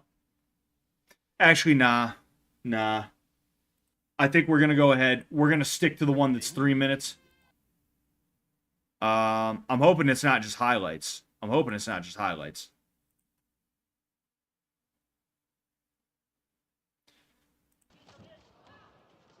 No, I don't think it's just highlights. Although it has that like 1970s sort of it has that 1970s documentary or newsreel kind of thing. So this is Benny Urquidez or Urquidez. I forget how you pronounce his name. They called him the Jet. He was one of the first guys from America to go over to Thailand, and he actually did a pretty good job over there. He didn't just get beat up all the time, When it comes to sort of the history of American kickboxing versus Muay Thai, one of the most famous examples of Americans fighting Thais is dude, why that Rick Rufus, duh. Rick Rufus versus Kangpuk Kiatson Grit, right? And that was kind of a watershed moment in kickboxing history because it was an example of one of the best American kickboxers realizing like, oh, leg kicks matter. I should probably learn and get good at leg kicks and stuff like that. And that's where Rufus Sport in Milwaukee, Wisconsin comes from, right? Rufus Sport is I don't know. I wouldn't say they've like fallen from grace necessarily. I just don't think you see as many Rufus Sport fighters that are like making waves, but I'm sure Duke Rufus is still like training like high level dudes, obviously. He was a Sityodtong guy too. Duke Rufus. There's Rick Rufus and then there's Duke Rufus. They're brothers. They were kickboxers, and it was anyway, I'm nerding out about the history. This happened even before that fight, and we'll go ahead. We'll watch it just in case. I will. So this is the Thai guy, obviously, and then that's Benny. You can see the stylistic differences. You see the really hard kicks from the Thai boxer and the really explosive, damaging punches from Benny. And it's really cool.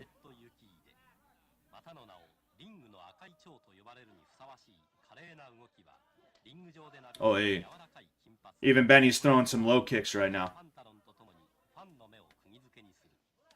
You see, American kickboxing, right, is very based off of Kyokushin karate,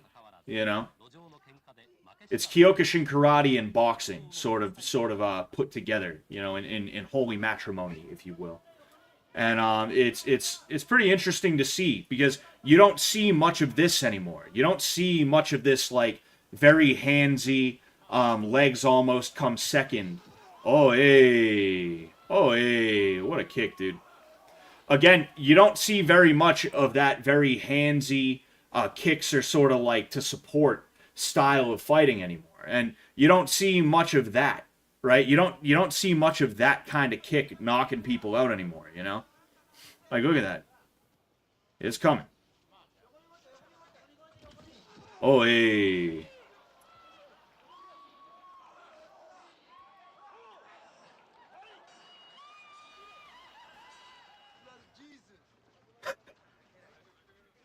Yo.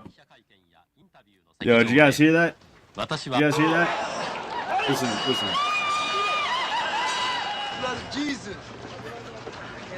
Oh yeah, dude. He got what's it called? He scored the spinning back kick. He scores the spinning back kick knockout, and is immediately thanking Jesus. Let's go. We'll see another one. It looks like there's going to be another looks like there's another fight. We'll watch this one, and then we'll get into AOE. Oh, hey. See, oh, hey, jeez. Yeah, it's not fun getting hit by either of those kicks. I'd rather get hit by Benny's kick than the Thai dude's kicks. But, like, it's not fun getting hit by either of them, you know?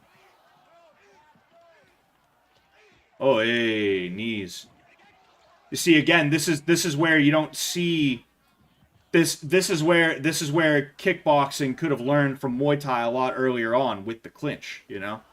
Hey, that was he feinted the jab and then he came in with a hook. That was really good.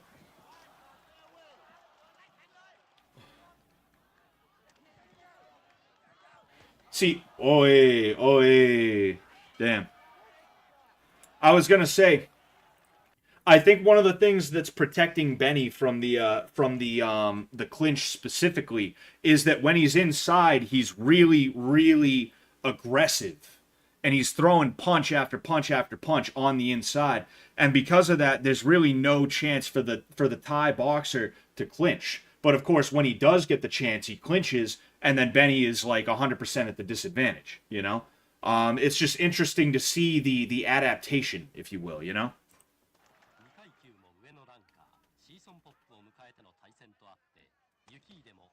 Oh, hey. I don't even know if he checked that. Oh, hey.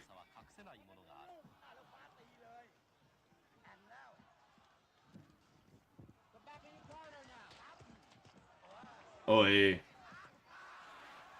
You see, he's sort of getting eaten alive by leg kicks right now. That's he's got to check those things, you know. Again, everything I say is easier said than done.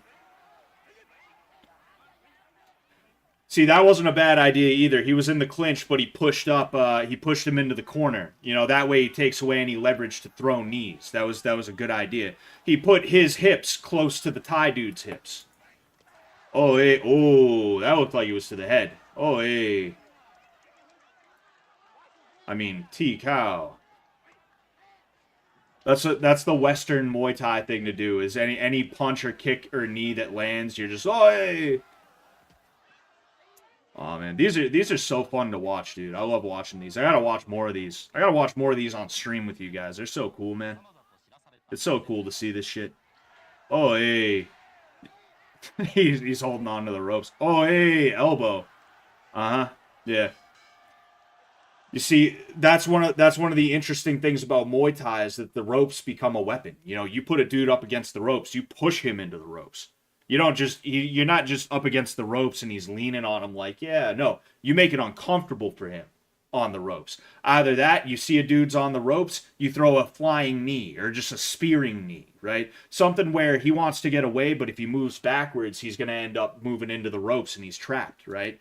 Either that or you teep a dude, he ends up going back into the ropes and he bounces off. You basically have like a WWE, like, bouncing off the ropes kind of effect that you can create in Muay Thai.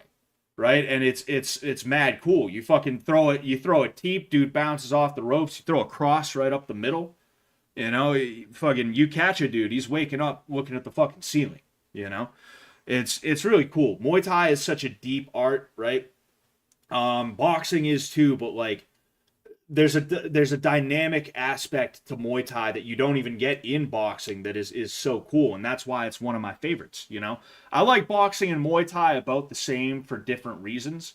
But the reason I like Muay Thai is because there's so many options that you have without it devolving into just like annoying bullshit, you know?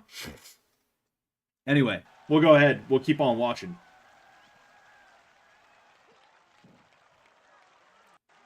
Oh yeah. You see, he lost that one. You know, there's no way he didn't lose that one. That's just kind of the way it is. But yeah, those are so fun, man. You know, it's so cool to see that stuff, and it's always, in fact, all right, one more.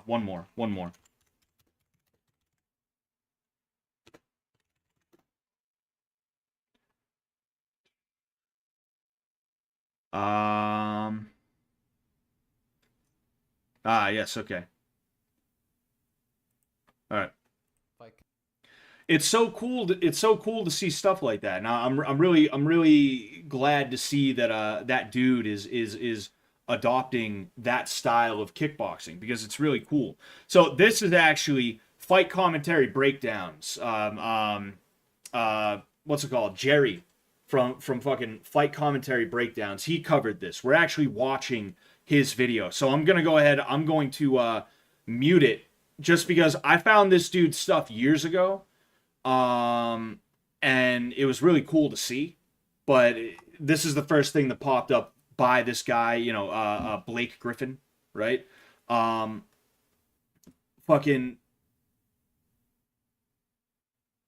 yeah, no, fuck it. I won't bother looking. Bottom line, like, I found this guy's stuff years ago. I thought it was really cool to see, you know, and I don't know if it's going to be fights or if it's going to be highlights, but we'll go ahead. This is Choi Li Foot, which is a Chinese martial art. They adapted it for the ring. This dude, he has a Mong Call on. He's a Nak Muay, you know, Muay Thai, right? He doesn't have anything, you know. Not that you need the Mong Call to fucking be a Muay Thai dude, but I'm just saying, like, that's how you know this dude is Muay Thai, because that's a Thai thing specifically.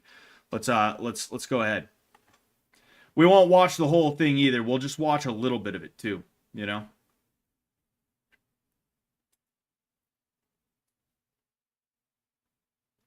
All right, we're waiting. Oh, here it is. Okay. So I believe that's him right there, the Choi Li Foot guy.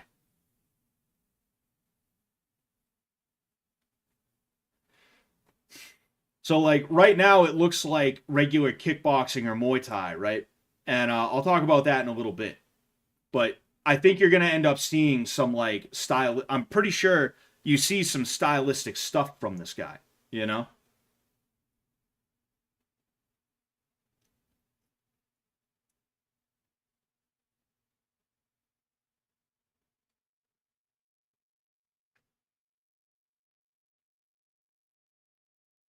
Don't worry, it's coming. So right now, they're just kind of testing each other a little bit. Oh, yeah. I'm also just realizing this Blake dude is a southpaw.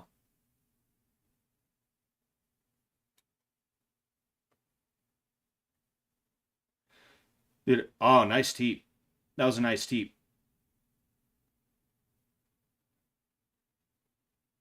Again, like, there's some crazy kicks and shit that he throws. And, like, I don't want to watch the whole match, but I'm kind of just... I'm trying to see if we can find that, like, that stylistic shit that I was talking about, you know?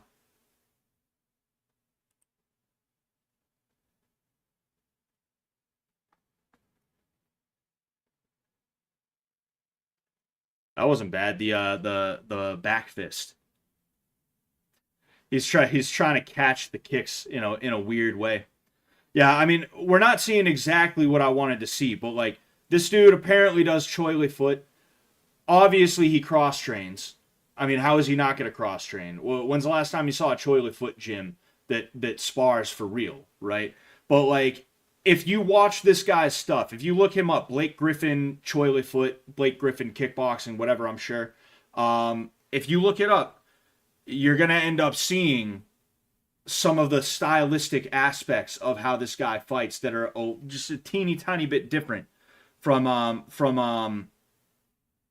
you know, from like the norm, what is considered to be the norm today. So, you know, we'll go ahead. We'll end up, we'll exit out of that. All right. LOL, Kumites and thinking Norris fought. Why? I mean, Chuck Norris did fight. You know, he didn't fight in the Kumite. The Kumite isn't real, first off. But yeah, Chuck Norris fought. You know, he was, I think he mostly was a point fighter, but he was around when full contact karate was like a thing, you know? So yeah, I mean, like, Chuck Norris fought, you know? To what degree, I'm not 100% sure, because, like, saying someone is a karate champion back in the 60s, it's like, well, yeah, but did they win? Are they a karate champion because they broke a bunch of boards? Are they a karate champion because they won some point sparring? Or was it legit, like, full contact, we are trying to beat the hell out of each other, kickboxing?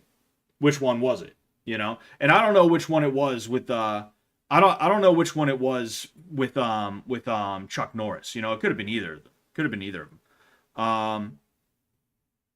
Somebody asked me some kind of question earlier that I didn't get to answer.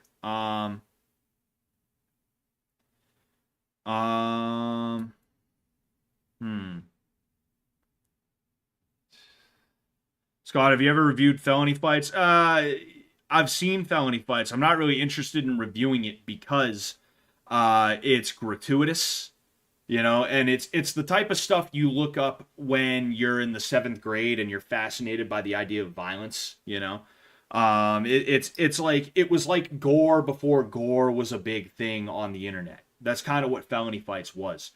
You know, and because of that, for one thing, I don't think YouTube would appreciate me reviewing it. I know it's probably on YouTube still, but I'll let it be on YouTube on those channels. I don't think it's going to be on my channel, you know?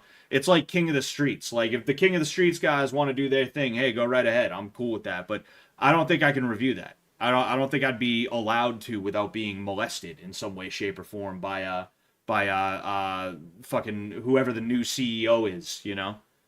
Fuck him. Oh, man. Somebody asked me something. Oh, Alex, are you reviewing viewers' footage? Yeah, I'll review...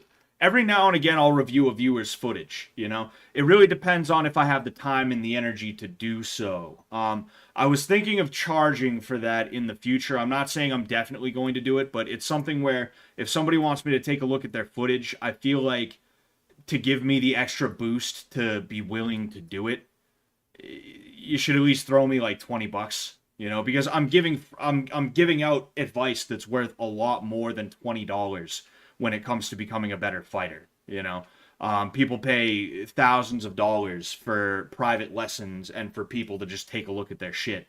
You toss me a 20 spot, I got you. You know, but again, that's something I'm considering doing. You know, anyway, man, dude, somebody. This channel is an IRA cell. We are all being hunted by Interpol and the MI6. Shh. Shh. Don't tell nobody. Don't tell nobody.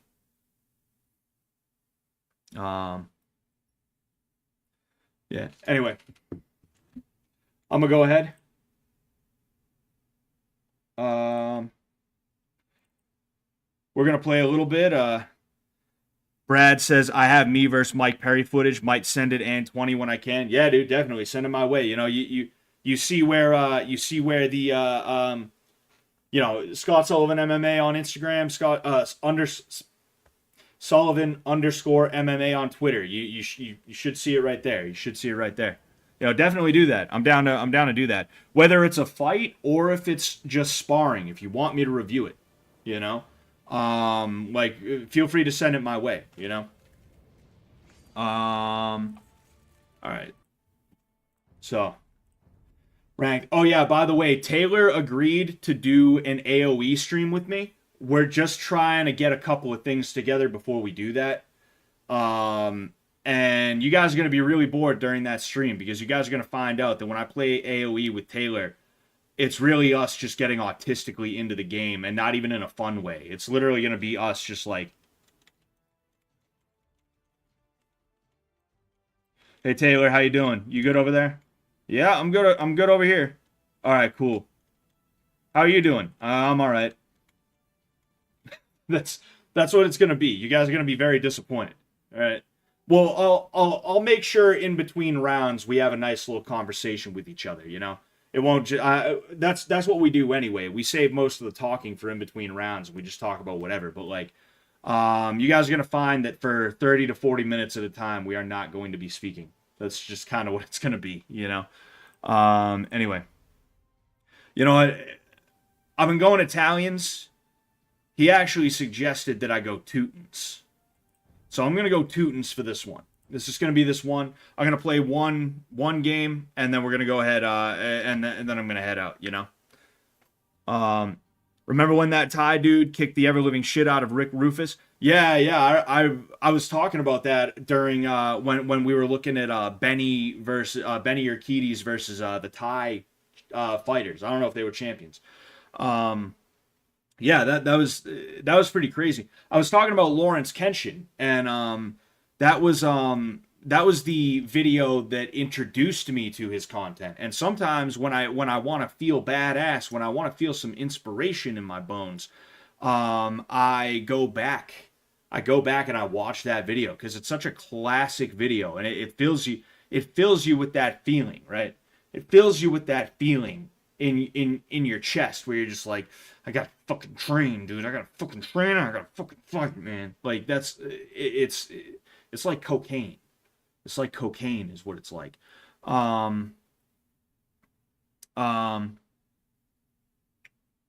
Yeah, it's such a good fight. It sucks what happened with Lawrence Kenshin. Like Lawrence Kenshin used to be the premier fight breakdown channel on YouTube, and now he's just the Israel Adesanya Saenchai fanboy. That's just his thing. That's his thing now. And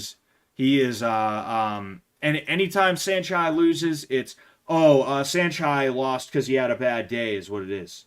Actually, Saenchai is still the greatest ever. Dude's 46, 47 or something like that. He's still the greatest ever. Fucking is he lost? It was a fluke, and here's why. Like it's so annoying seeing that, you know, to the point where it makes you lose respect for him and what he has done, you know, with his breakdowns and stuff like that, you know. I still to this day use a lot of stuff that I saw from Lawrence Kenshin striking breakdowns, and it sucks to sit here and have to and have to like every time I see an upload or every time I see anything from him, it's just like jerking it to Israel Adesanya. It's like, man, come on, dude, you know. And I knew it too because there was this guy from my region. His name is Chip Maratza Pollard or some shit like that. Extremely talented kickboxer. He ended up fighting this dude who Lawrence had like a thing for, you know. He trained at Namsak Noy's gym, which Namsak Noy is considered to be one of the best ever. You know, he came back to America. He was supposed to go on a fucking tear, and he ended up losing to the guy from my region. And instead of giving props to the guy from my region, who, I forgot I was playing Teutons this round. Instead of giving props to the guy from my region who was very technical and deserved a breakdown, in my opinion, he just stayed quiet on it. It's like, all right, bro, fucking hey. I thought you were in it because you love the. I thought you were in it for the love of the game. Apparently, you're only in it for the love of the other men that are doing shit that, you know, you can only talk about. I guess that's what it is, you know. Fucking, I'm not so emotionally invested in anybody that when they lose, I'm gonna like be like, oh fucking, oh, that's like stupid, you know. But yet. There we go. There he is. Yeah, Chip the Surgeon. Yeah. Do you have you watched him? Morgan 516. Have you watched him, or are you like from this area or something like that? Because like you know, I'm sure he's pretty big in the Muay Thai world, but like again, he didn't. I feel like he doesn't get the recognition that like certain other guys, some of which he's even beat, have gotten. You know. Scott's from fucking Marshfield. From fucking Marshfield, kid. Nah, dude, I ain't from Marshfield. I'm from fucking Medford, dude. I'm from fucking Medford, where Peter McNeely's from, kid. Oh, no, it's not Medford. It's Medfield, I'm pretty sure it was. Medfield, I think it was. Jeez. If you guys want a good laugh, look up Peter McNeely. Not just versus Mike Tyson, but everything surrounding Peter McNeely versus Mike Tyson. Cause like just the build up for that fight was so crazy, dude. It was so fucking. It was like if Sam sucked at the Candyman character. If Sam's Candyman character fell completely and totally flat. That's what it was like watching Peter McNeely try and hype the fight for with Tyson, you know. I have mass buddies that train. Where they train at? Do they train at Sityodtong with him, or actually he opened up his own gym? I'm pretty sure. I don't know exactly where it is. I forget, but yeah. Where do your buddies train out of? There we go. Plymouth isn't for the faint of heart. He's a freak. Yes, sir. What am I doing? Dude, I'm already fucking up at the game here. I don't even know what I'm doing. Yo, where are my boars? Oh, well, there's one. We will go here as well. You guys get your asses over there. Oh, man. I don't know where... Oh, I should have... Damn. If only I had known. The pride of Medfield. I'm gonna wrap him in my cocoon.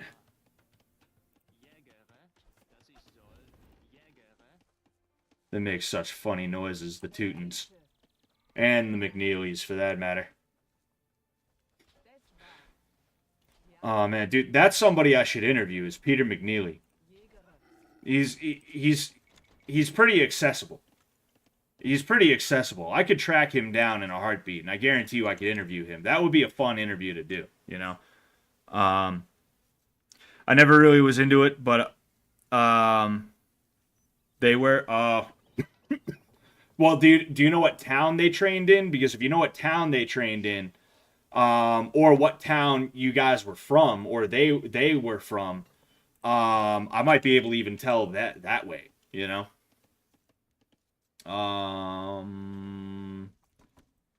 I hate downtime. I hate downtime. Yo, guys, freeze your credit. Hackers got all our SSNs now. Hope not. If you know what, if that's the case, dude, if that's the case, I'd say it's time to go crazy. If anything, I'd say it's time to rack up $1 trillion in credit card debt and then be like, oh, dude, it was the fucking hackers, kid. Dude, fucking, it wasn't me, bro. It was the hackers. You think I'd wanna? Dude, I care deeply about banks. I care deeply about fucking some guys who hate my fucking guts, kid. I care deeply about you, dude. I would never want to rack up trillions of dollars of debt and then blame it on the fucking hackers and then get it all deleted. Get it all fucking removed, kid. I would never want to do that, dude. It was the hackers, bro. Like, now seems like the perfect time. You know? Uh-oh. Uh-oh. Alright, good. There we go. That was scary. I also need to do this. I'm actually a little bit ahead, but that doesn't mean I'm going to stay ahead. Debt max is now legal. Apparently. Does Sam really cred max? I don't know. I don't know, kid. I don't fucking know. Yeah, beats the hell out of me. Worcester. The only gym that I'm really familiar with out that way is Team Link. I'm pretty sure Team Link is out there. They have one in New Hampshire because they're a gym that like there's mad fighters that come out of there. So you know like that's the only gym that I know of out that way. So yeah, I'm unless it's Team Link, I don't even know. You know. Alright, so I need 2 more. Oh yeah.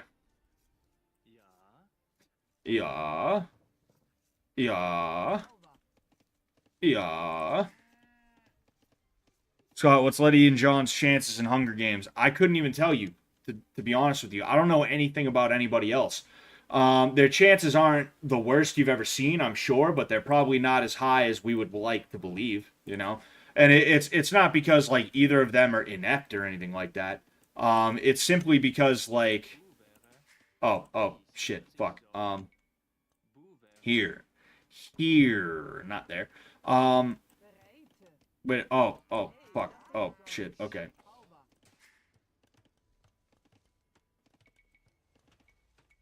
Alright, I think we're in good shape. I think we're in alright shape. Wait, what the fuck? Get your ass over there. Build that, you idiot. Are they gonna die from not being able to say the N-word? I don't know, bro. That might be what does them in. That might be what does them in. You never know, dude. Billy Collins versus Louis Resto fight. That was the one where Resto removed the padding from his gloves, I'm pretty sure. That sounds familiar to me. If I feel like I could do that without getting copyright claimed, I will. I will do it. You know, because that was pretty crazy. Letty is spawning in between like 6 people. She is a fair, uncoordinated woman interacting with people that will not give a fuck about her mind games. She's Dunsky.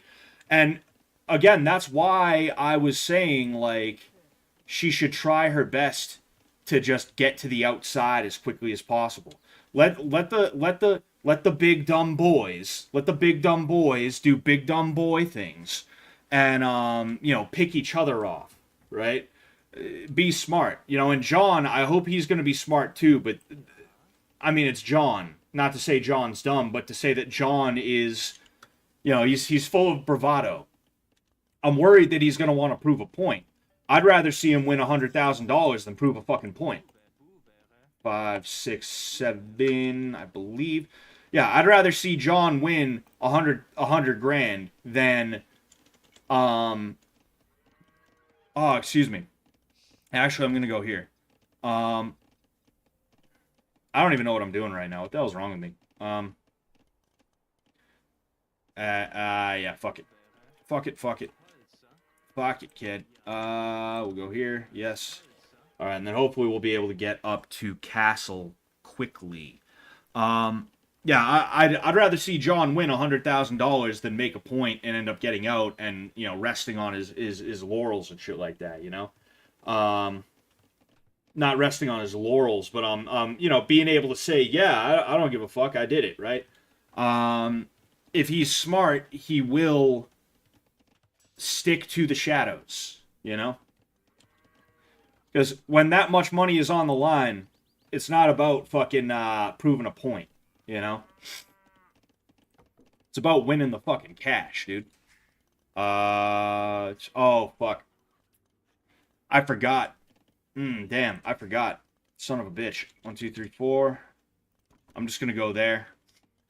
I'm used to playing the Italians, who have some pretty steep discounts on their resource shit, you know?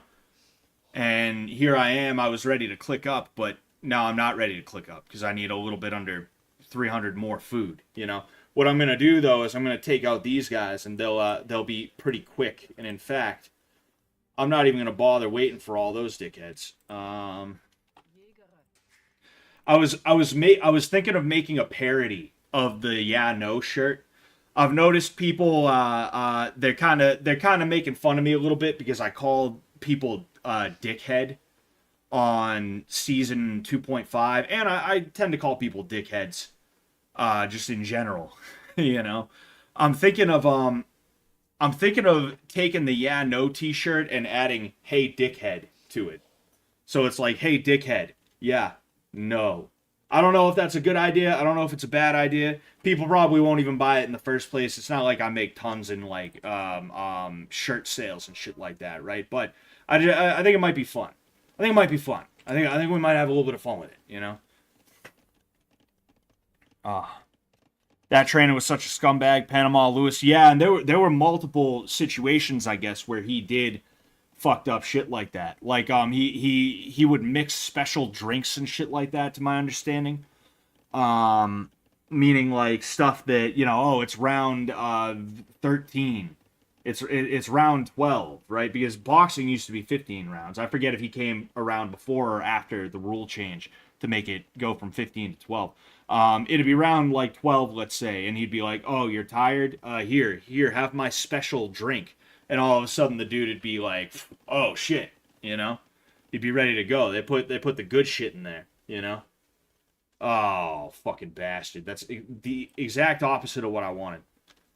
It takes 4 villagers to pick one of these things clean in one go, you know? So these guys are all just wasting time right now.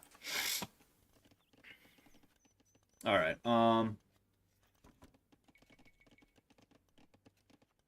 And then I'm going to build one here. Yeah. I don't know how he's ahead of me, whether he's going to hit Castle Age before I do, or if he's just got more military than I do, and that's why it looks worse, but he's ahead of me right now. I just hope he doesn't fucking pull a douche move. I hope he doesn't pull a dickhead move. And fucking like try and castle drop right here, or like tower drop or whatever, you know, tower rush. Because that's a weakling move. That is a weakling move. Go here. And you know what? I'm gonna just put him right here. Oh, no. Alright. Almost got trapped.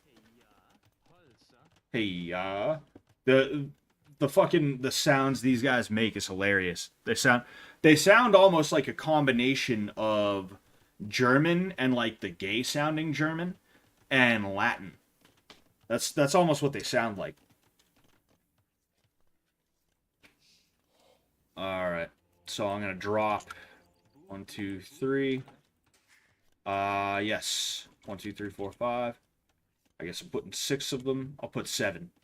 I'll put 7 because why not? Why not?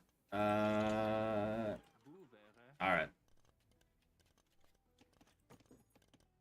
I can also put one of these bad boys down. I'm gonna make it a defensive castle though.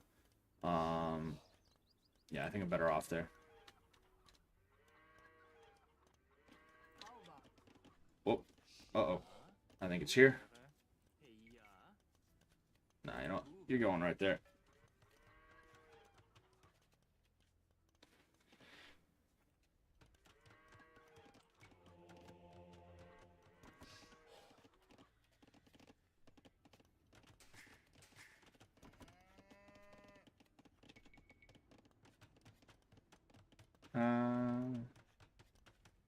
Yeah, and then after that, I'm gonna... Actually, well, yeah, nah. Right now, I need to,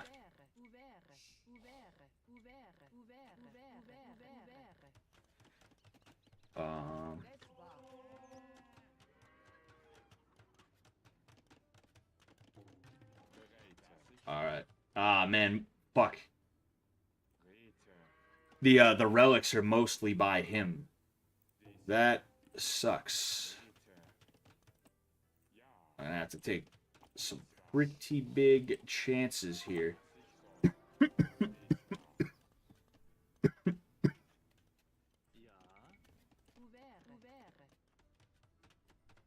Alright, so once these guys are done, I'm gonna have them work on another TC. That way I can get 3.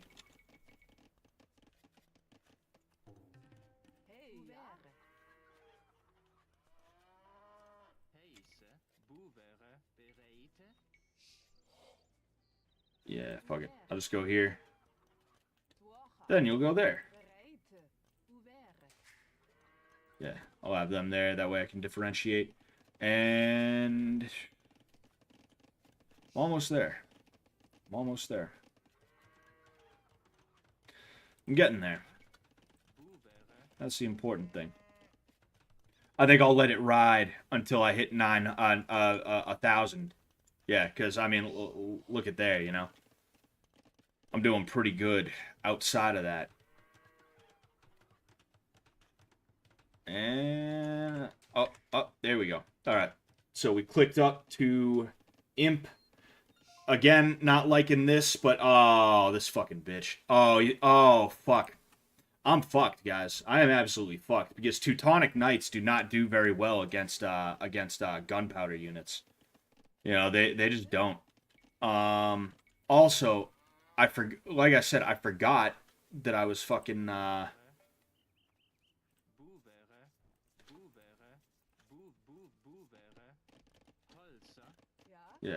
All right. Holsa. 1, 2. Then you.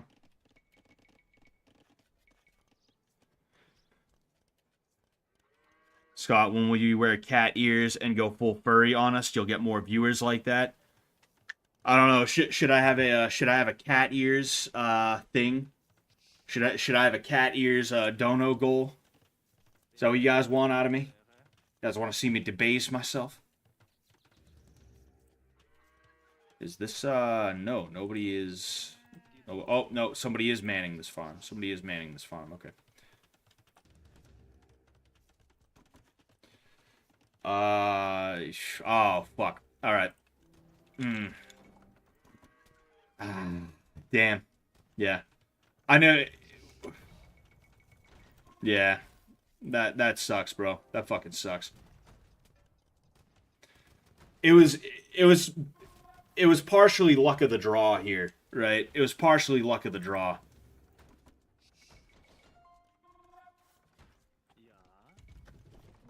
Two, 3, 4. Gotta hope and pray nothing crazy happens. Alright, perfect. No, fuck. Oh, boy. Oh, boy.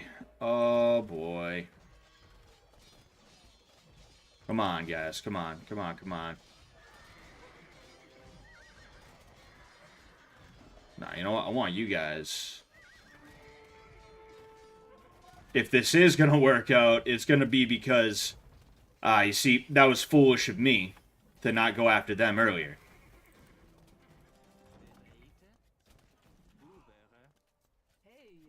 Sounds like you're saying blueberry.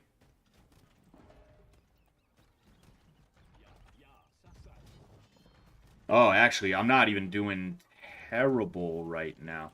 I want chemistry so that I can make... Ah, man. Yeah, I need much more gold than I have. Damn. And food. Man, it still ain't looking good. It still ain't looking good. I'm ahead now, but it's just... It ain't looking pretty. I don't think this is going to be a pretty one, you know? It ain't going to be a pretty one, that's for sure. Alright, tell me these things are still around. Tell me these things are still around, and he's going to be able to get one. Yeah.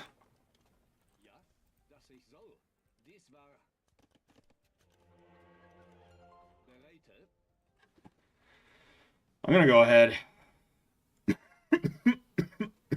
I'm actually going to go on the offensive here. Oh, you bastard. You bastard. Oh, son of a bitch. Son of a bitch. No, no, no. Oh, you fucking idiot. What are you doing? Boy, are these guys a bunch of dummies. Alright, well. Oh, boy. You get your ass over there. Damn. I just do not have enough gold. Oh, and that's part of the reason why, because I didn't research gold mining. I'm the dummy.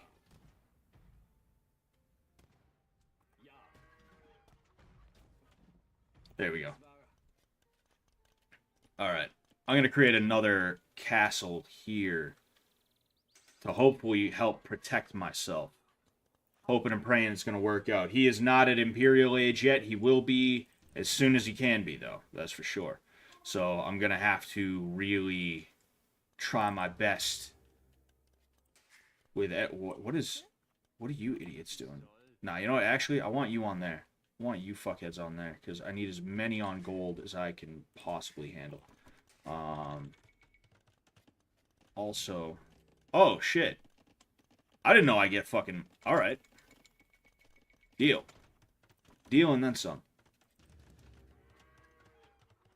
I didn't know I get, hand cannoneers. I had no clue.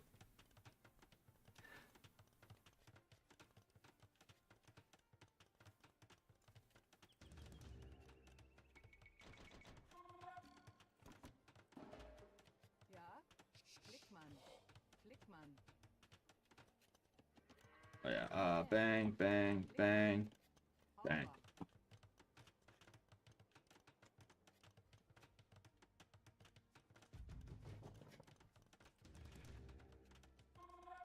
Alright, you know what? Like I said, I want as many on gold as I can stomach, so, as I can get. So we're gonna go ahead.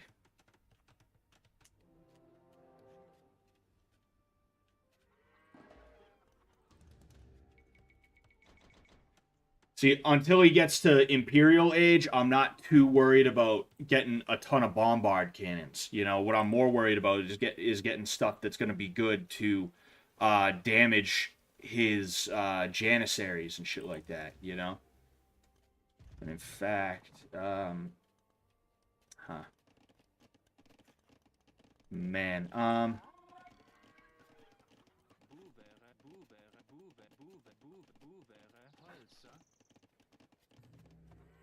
yeah, that's way too slow on the hand cannoneers. I need many, many more. I'll go ahead and I'll take a couple more of those too. Once two more of these bombard cannons are created, I'll go ahead and I'll tackle his castle and his that thing, and I'll see what I can do in terms of you know, I'll see what I can do in terms of getting these guys. Oh shit! Perfect. You know, I'll see if I can turn the tide on him. You know, I ain't doing too bad right now.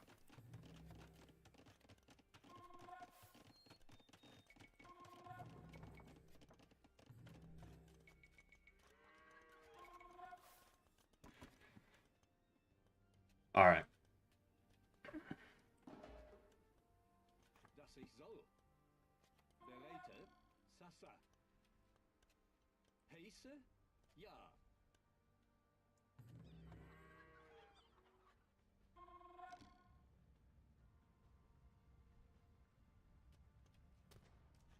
Oh. Uh-oh. It's not exactly what I wanted, but, you know. Yeah, you know what? I want all these guys to stay still. I'll send these dudes over to there when it comes time. It's time. Yeah, you know what? Fuck it. Oh, man. Yeah, damn. Actually, come on. Go.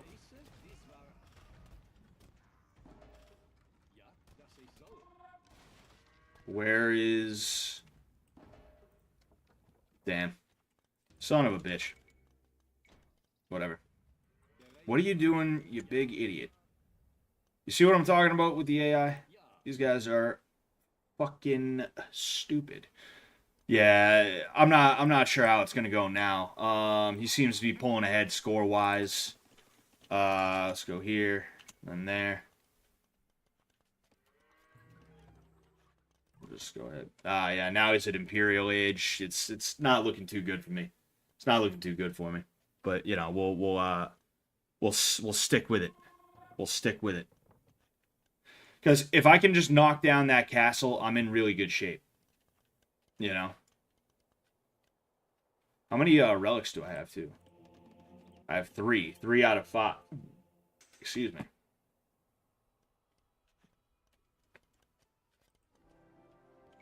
Yeah, let's go ahead.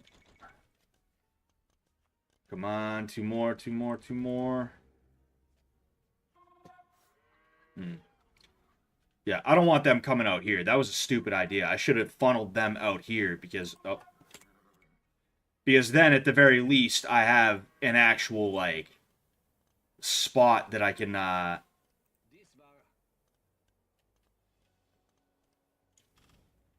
Oh, yeah, he's not even trying to repair that castle, you know? I think, and he doesn't... Oh, in fact, you know what? You know what I need? I was just about to be like, this idiot... Oh, yeah, no, I get that for free. I forgot. Alright, boys. Alright, boys. No, he's got a bunch of fucking junk units. He's playing with the junk units.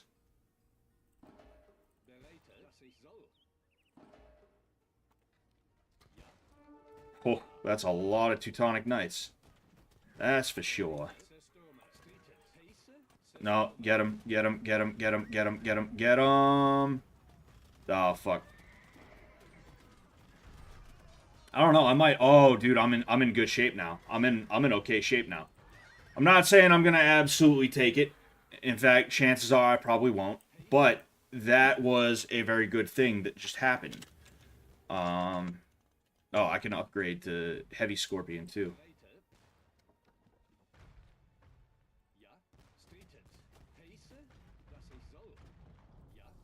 Alright. Well, let's get the fuck going.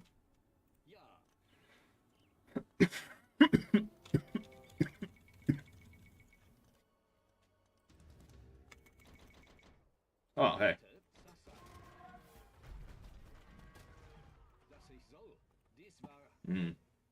Yeah, he's still 1,000 ahead of me, you know, and that's not a good sign. Oh, uh-oh.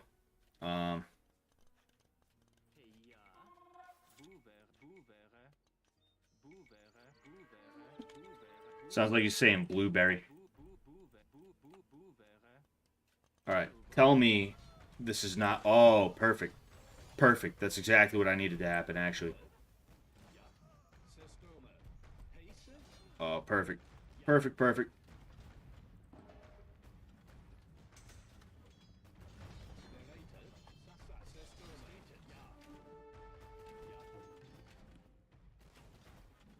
They're so fucking slow.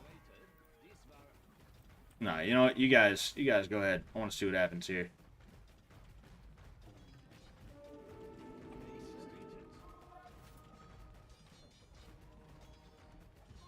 Yep, I'm actually in pretty good shape right now. Which is surprising. Yeah, no, get your asses back over there. Literally rather you guys be fucking... Oh, speaking of which. There's a lot of things I'm forgetting for some reason.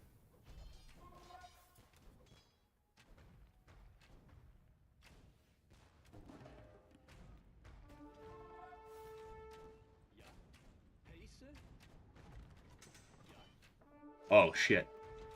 Damn.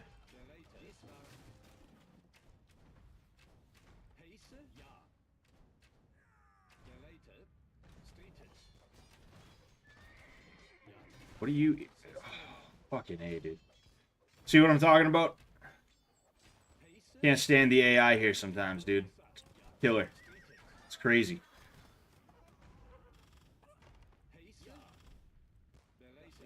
Babysitting everybody all the time.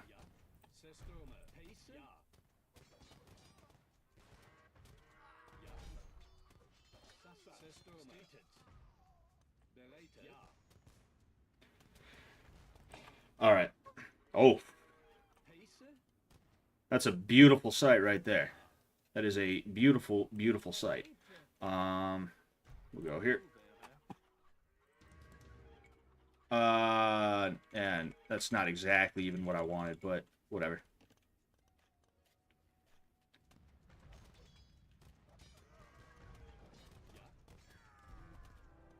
Yeah, I think this is in the bag for the most part. I'm not saying 100%.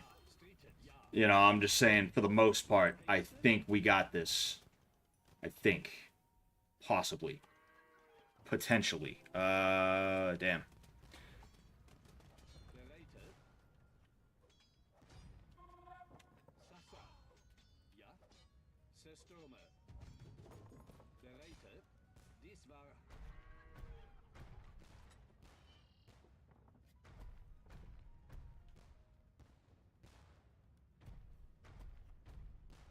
Alright. Hell yeah. Oh.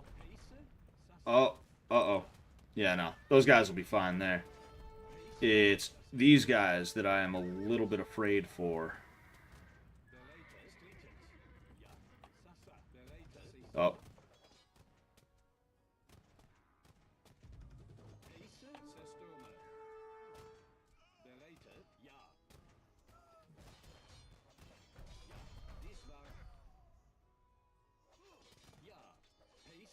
Alright, dummies. There's just so many of them that the Janissaries can't really do much of anything, you know?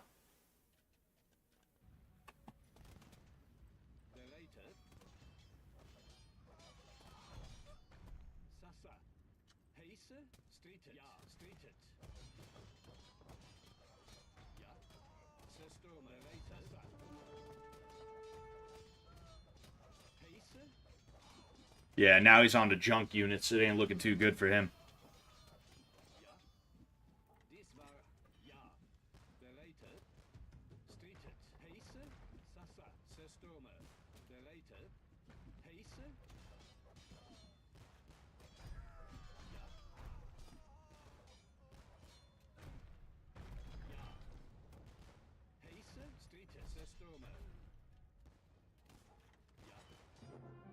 Well.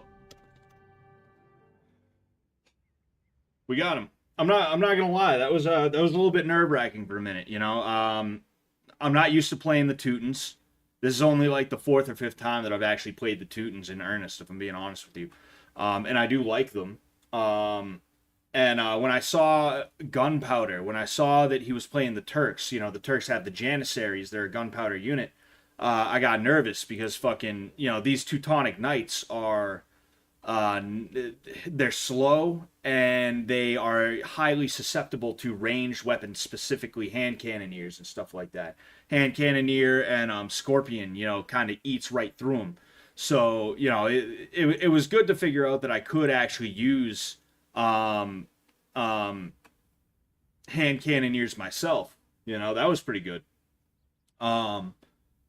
You know, I think that definitely helped. I think it definitely helped. One thing I've been working on is getting my Vil count up. This is 72. That's on the low side of okay for me, considering what I usually am with my Vils and stuff like that. It's still on the very low side, but considering the way that I've been with my villagers and shit like that, that's not the worst, you know. So I'm kind of proud of I'm proud of myself this one. I'm proud of myself, you know. I mean, especially because he was working with 124 villagers at his high. I was only working with 72. So he was working with a little bit under twice as much as what I had.